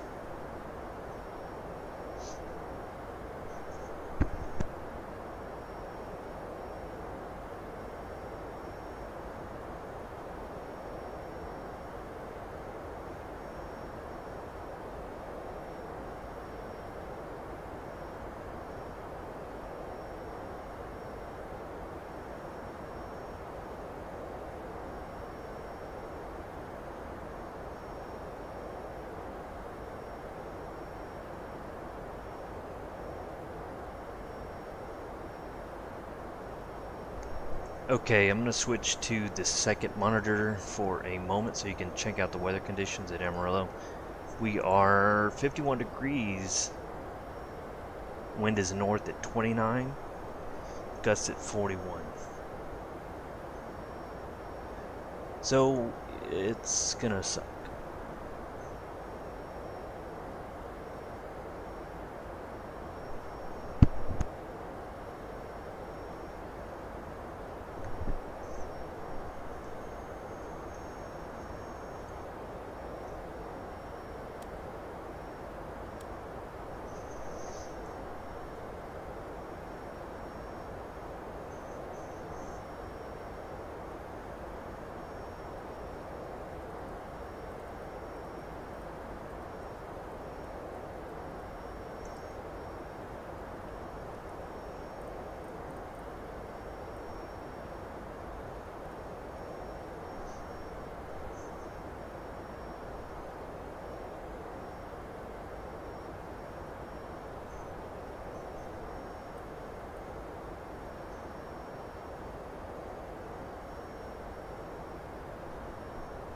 Okay, we're going to be descending a little bit faster here.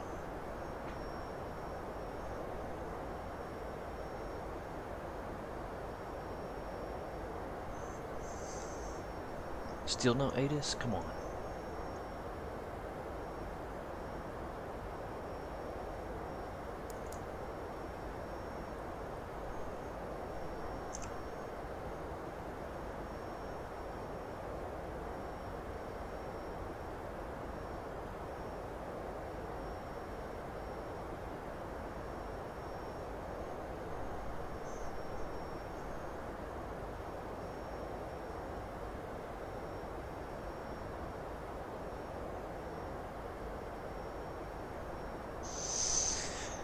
Okay, descent checklist, landing altitude set, recalls, checked, auto brake.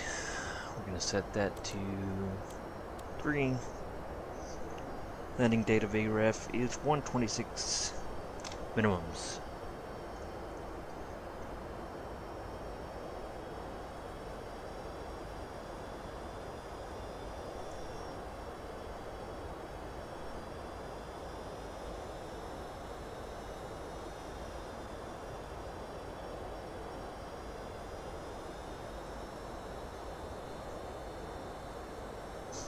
And gonna set the minimums at 200.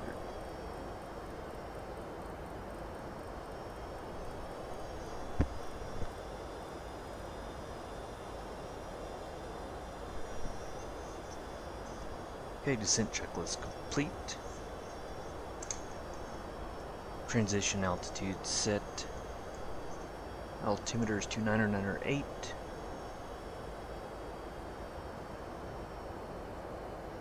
Maybe. Maybe not.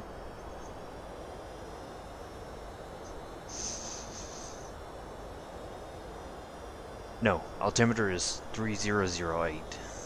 Okay, setting altimeter 3008.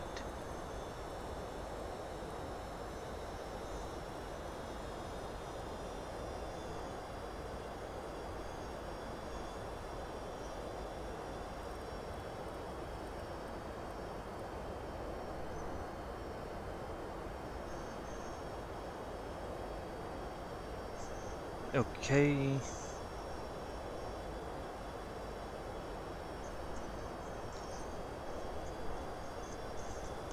Engine start switches in the continuous position.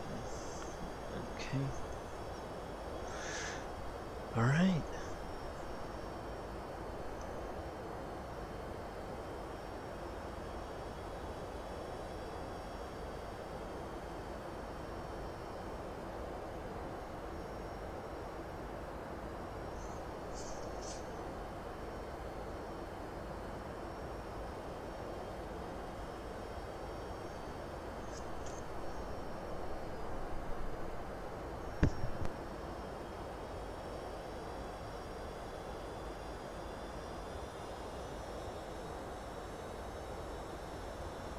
Rick Husband Amarillo International Information. There we go.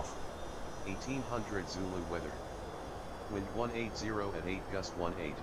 Visibility more than 10. Sky conditions 2900 scattered, temperature 11, dew point -4. Altimeter 3006. Arriving runway 04, departing runway 04. Advise on initial contact, you have Quebec. Okay, I just changed the weather. For some reason it was still on manual configuration. I put it back on real world.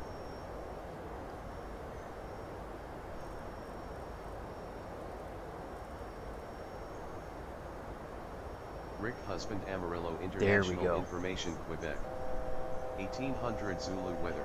Wind 330 at Wind 25. 330 at 25, gust Wow. 32, visibility more than 10. It's gonna suck. Sky clear, temperature 9, dew point -1. Altimeter 3007. Arriving runway 04. Oh, departing sorry. Runway 04. Thank you. Thanks for the reminder Advise on there. Initial contact, you have Quebec. Okay, yeah, this is gonna suck. We are getting good weather now. Setting altimeters. Rick Husband Amarillo Okay, turn that International off. That's Information enough. Shut up. Quebec. All right. Switch to terrain.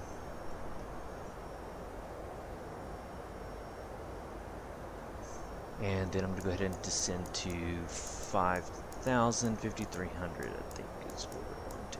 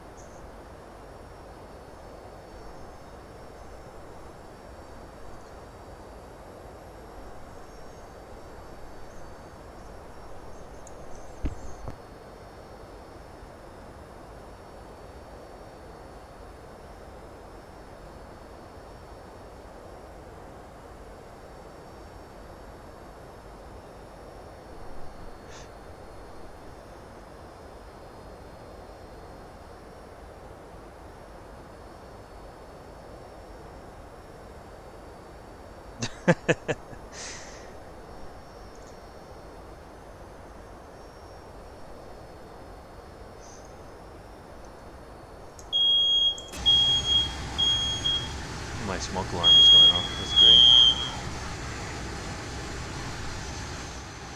My vape just set off the smoke alarm. That's awesome.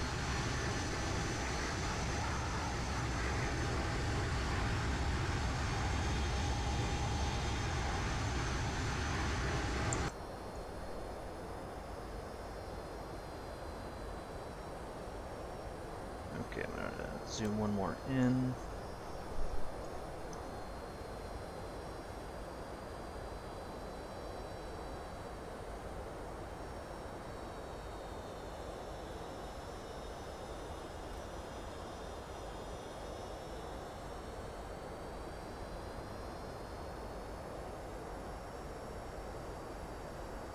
Okay. Approach checklist QNH set at 3007. The flap extension schedule. 1 degree of flaps at BREF plus 80 at 206. So we'll start slowing in about 20 miles. We'll blow 10,000 internal landing lights on the wings.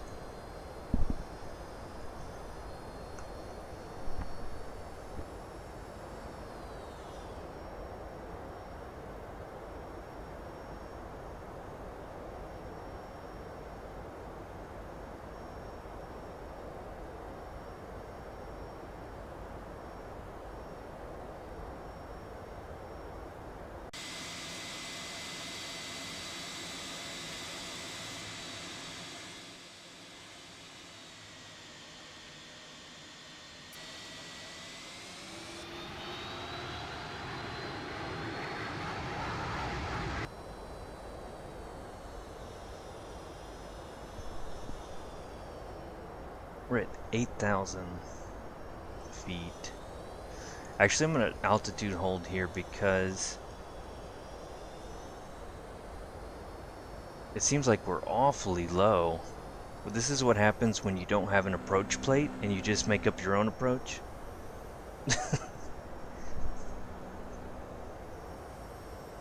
The terrain height is, yeah, so we're only like 5,000 feet above terrain. That's not good.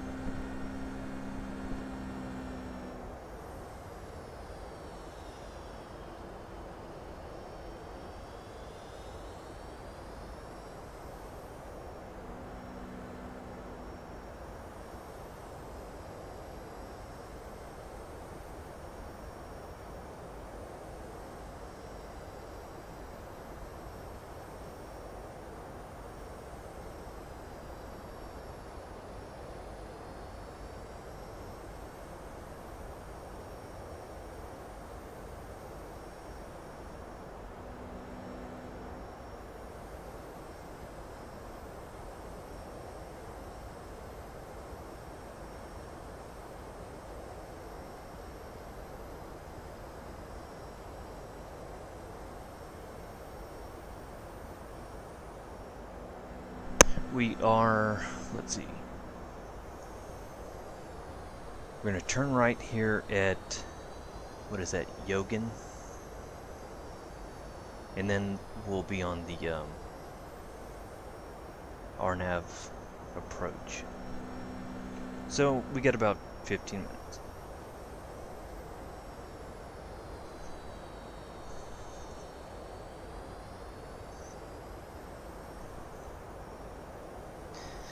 Okay, I'm going to leave it on autopilot for a minute. Let me know if it crashes. And I'm going to use the lavatory real quick.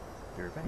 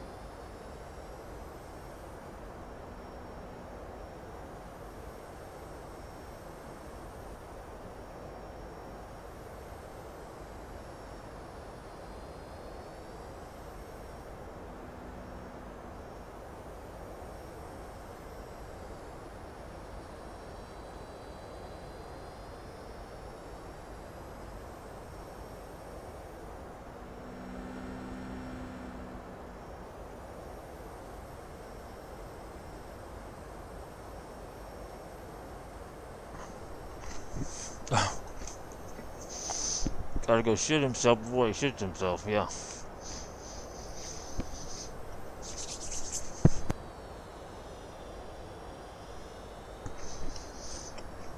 The engines are, they're just holding the airspeed. That's why they're going up and down. You can watch the throttle.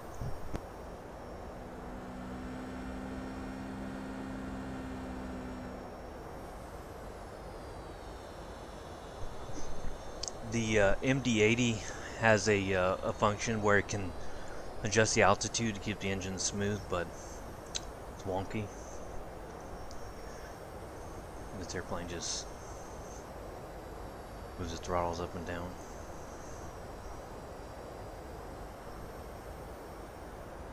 Okay.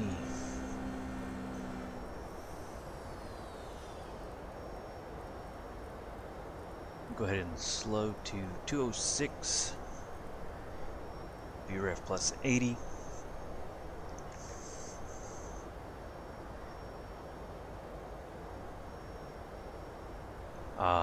Wow, we're not far off the ground. What is the,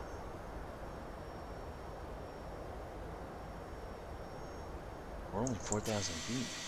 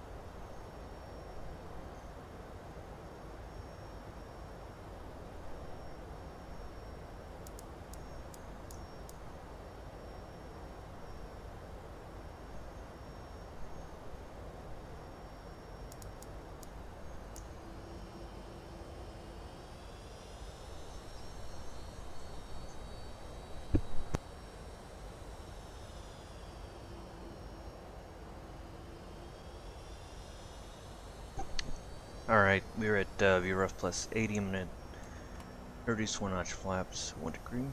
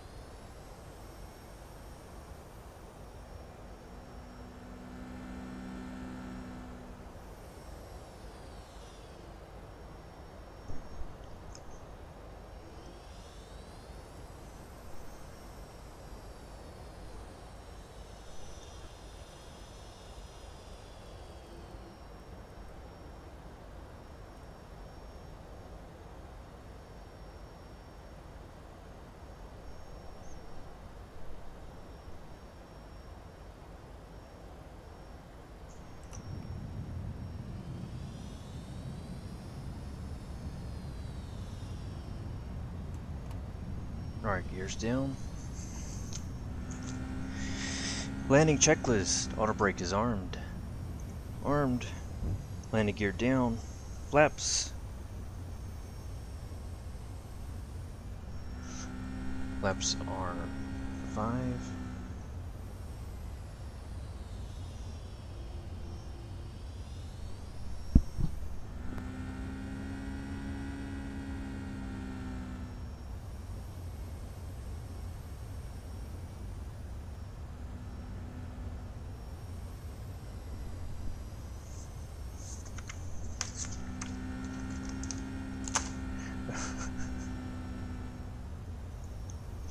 Alright, we're about to turn on final.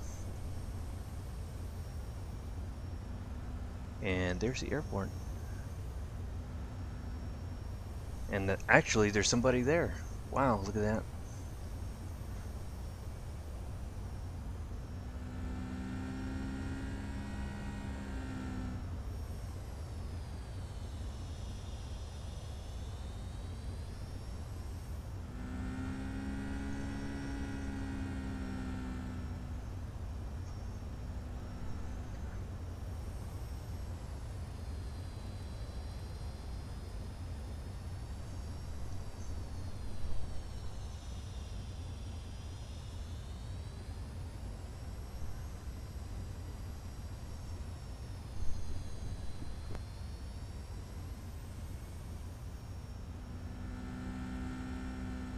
Alright, wish me luck.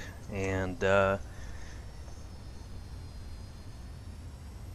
gonna need it. I'll take it off of autopilot right here as I'm on final, just so we can see how much I suck at grabbing. But other than that, I'm gonna let it line itself up.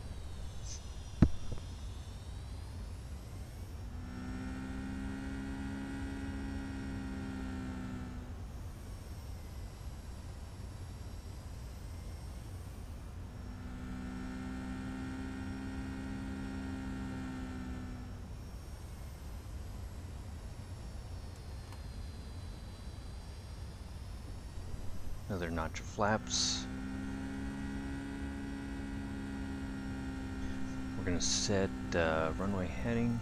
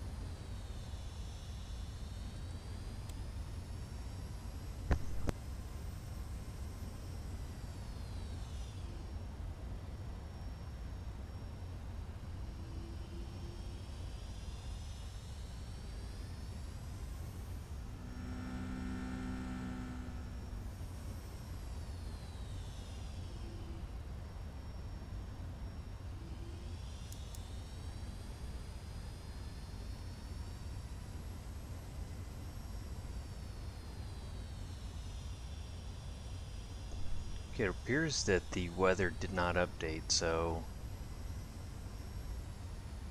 I need to check on that.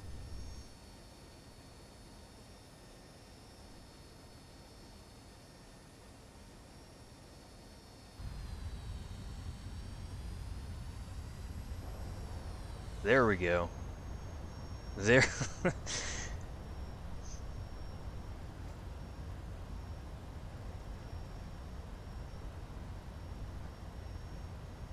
Alright, autopilot's coming off.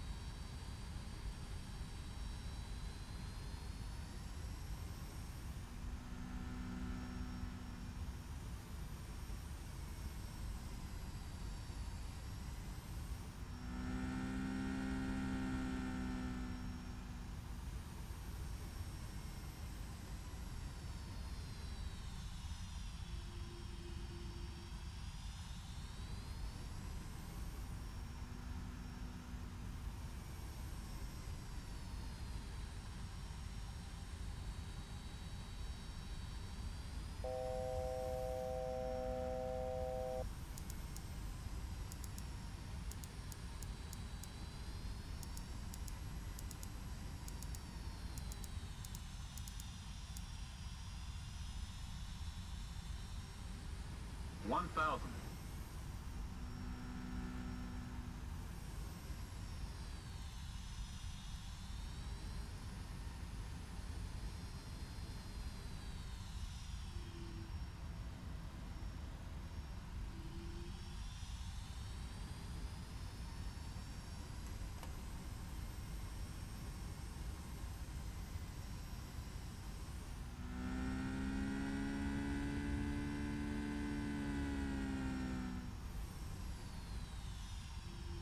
Wow, massive gust right there.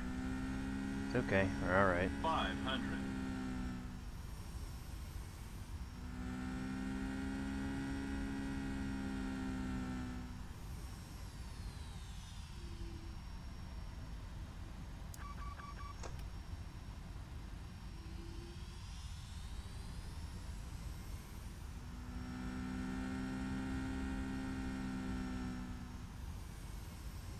Minimums.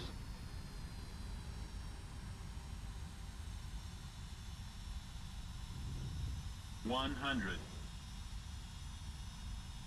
50, 40, 30, 20, 10.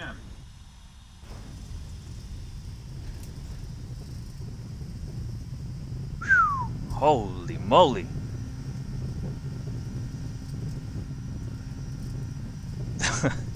That was a rough landing.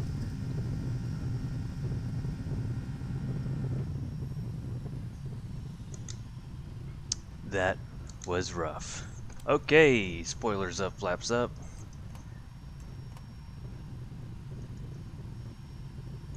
Auto brake off.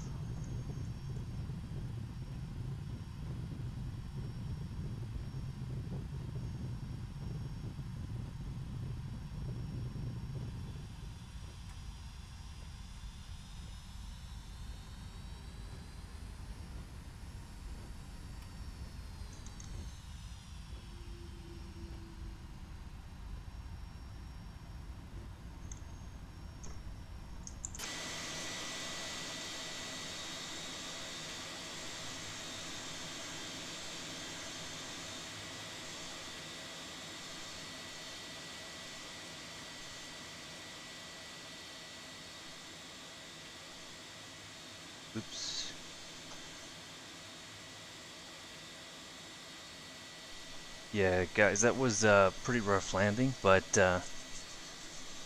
we got a gust there on final. But we made it down. All the package is good.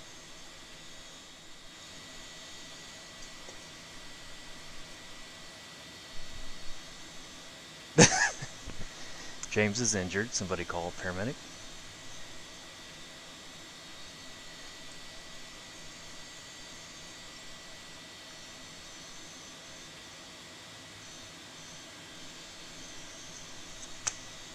Going to disconnect bat sim and then we'll do a playback.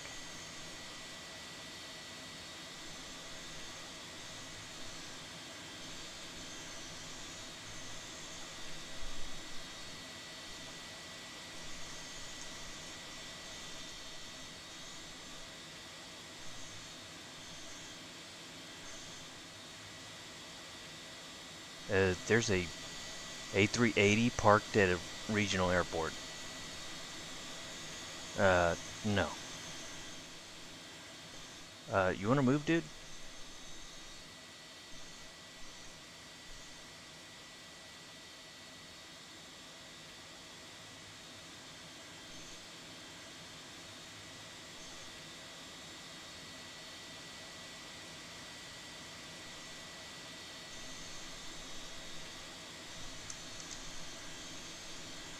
Alright, let's do playback.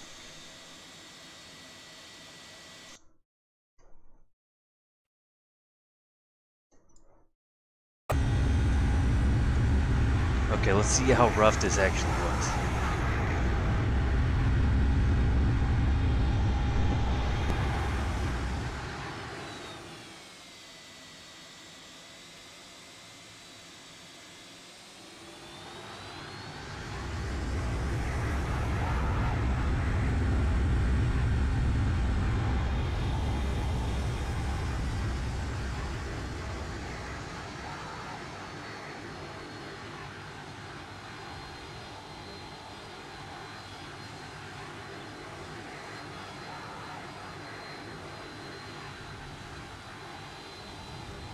Oh, that wasn't that bad. That wasn't that bad.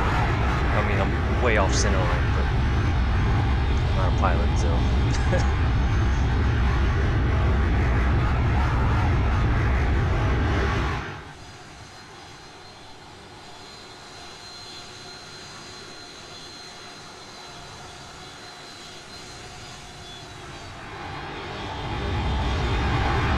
Yeah, it's not bad.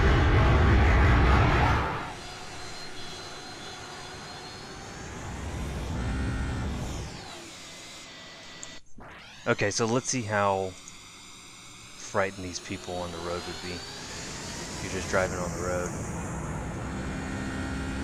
Oh my god, that train's been bridge.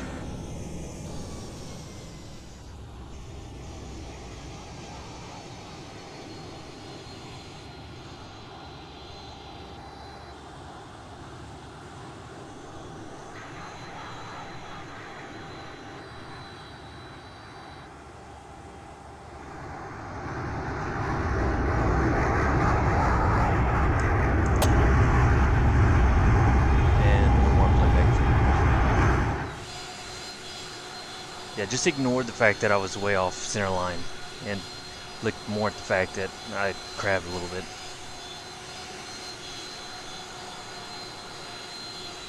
Oh, yep. Nope. Whatever. It's all good.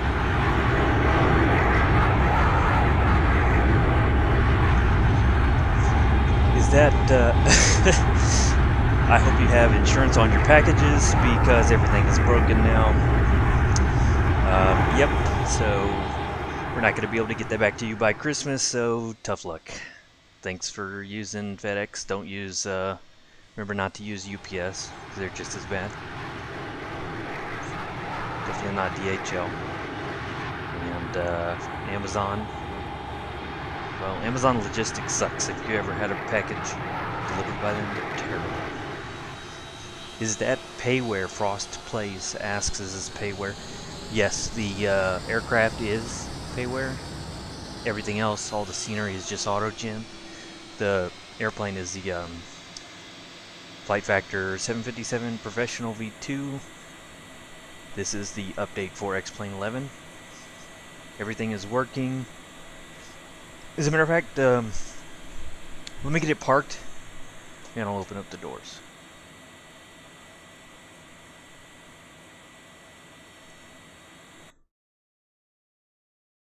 And my game just crashed, so never mind. Oh, this is the best. Oh, there it goes. Tire blown? What? Yeah. We found some X-Plane bugs. The X-Plane gremlins.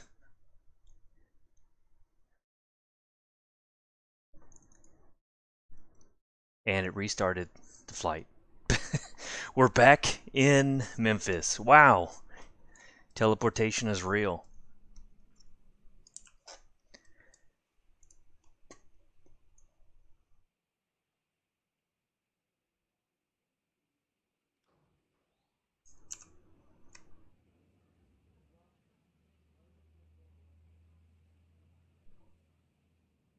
Okay, so this is with the door open. There's a couple of other things on this aircraft.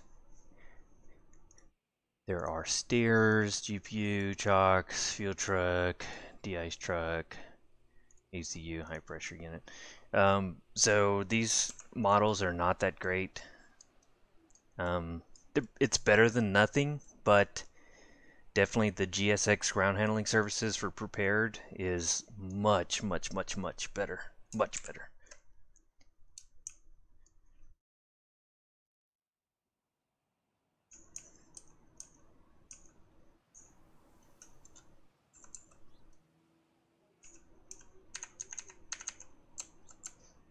I don't know if we can get inside. I don't think we can get inside. No.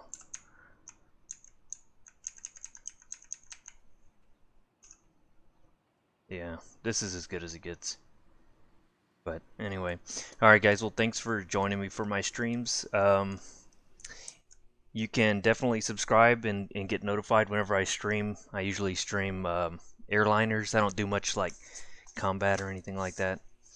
So if you have a certain airliner you want me to try to fly and try not to crash, let me know and I'll see if I can get it. If it's expensive, I can't promise that I can buy it, but you know, I definitely have a small collection. So thanks guys, and see you later.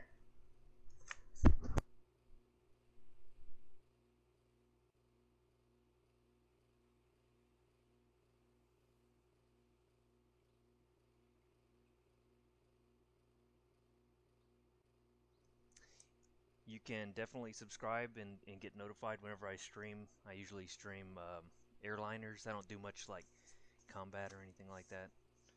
So if you have a certain airliner you want me to try to fly and try not to crash, let me know and I'll see if I can get it. If it's expensive, I can't promise that I can buy it, but you know, I definitely have a small collection. So thanks guys, and see you later.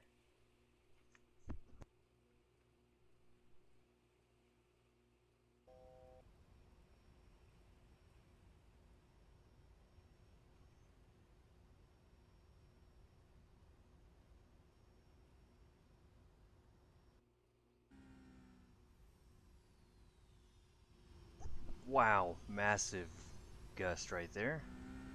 It's okay, alright. 500.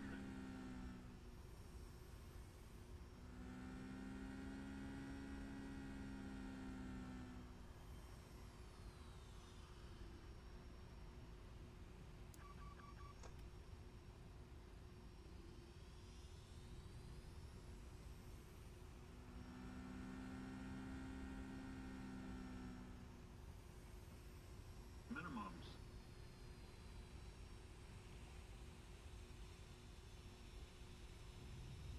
100. 50, 40, 30, 20, 10.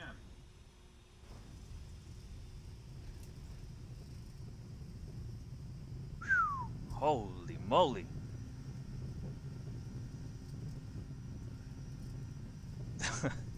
That was a rough landing.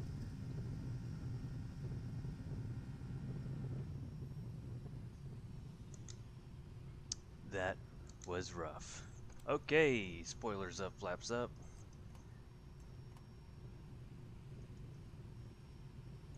Auto brake off.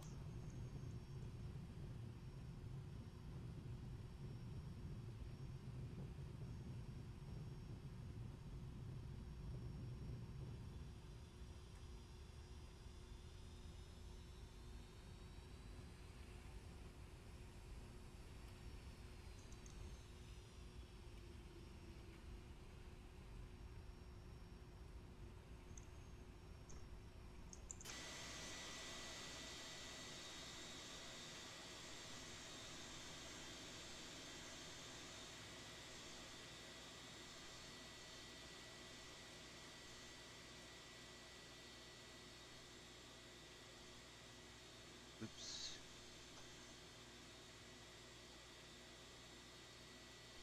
Yeah, guys, that was a pretty rough landing, but we got a gust there on final. But we made it down. All the package is good.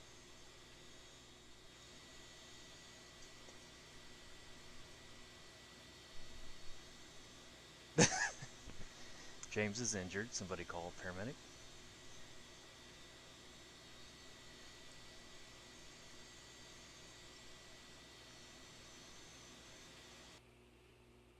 Fantastic engineering for the time. Getting closer.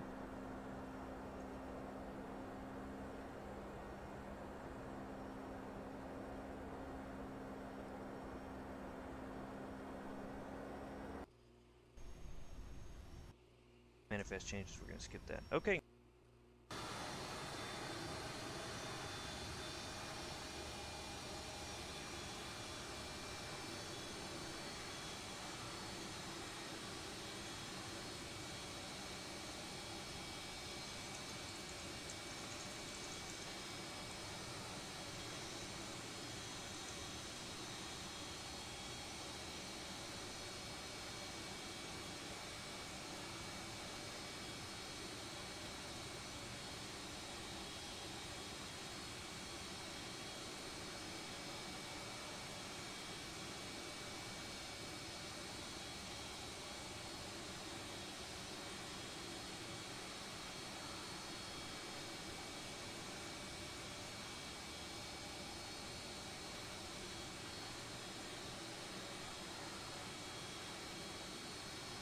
Coming in on a final. I don't see him there. Well, we're going to take off another brake.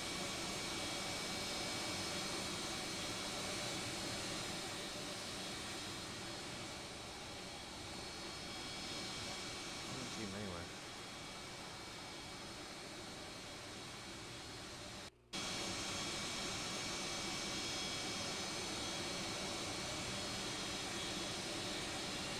Oh, there he is. Okay. Okay, we're good.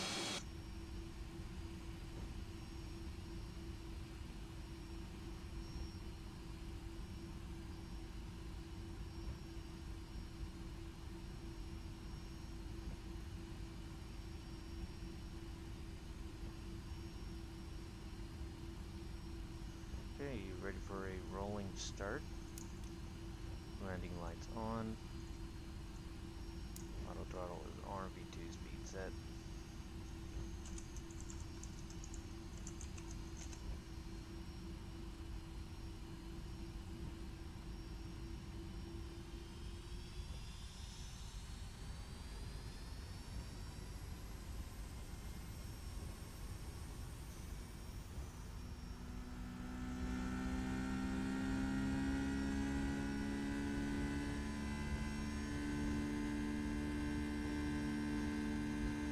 Using Flight Simulator or P3D over there. You see the height difference. So we're using X1. V1, rotate.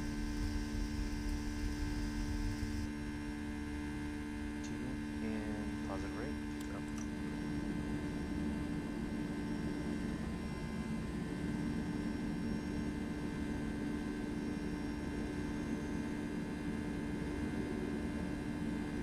Got a nice positive rate on the chance.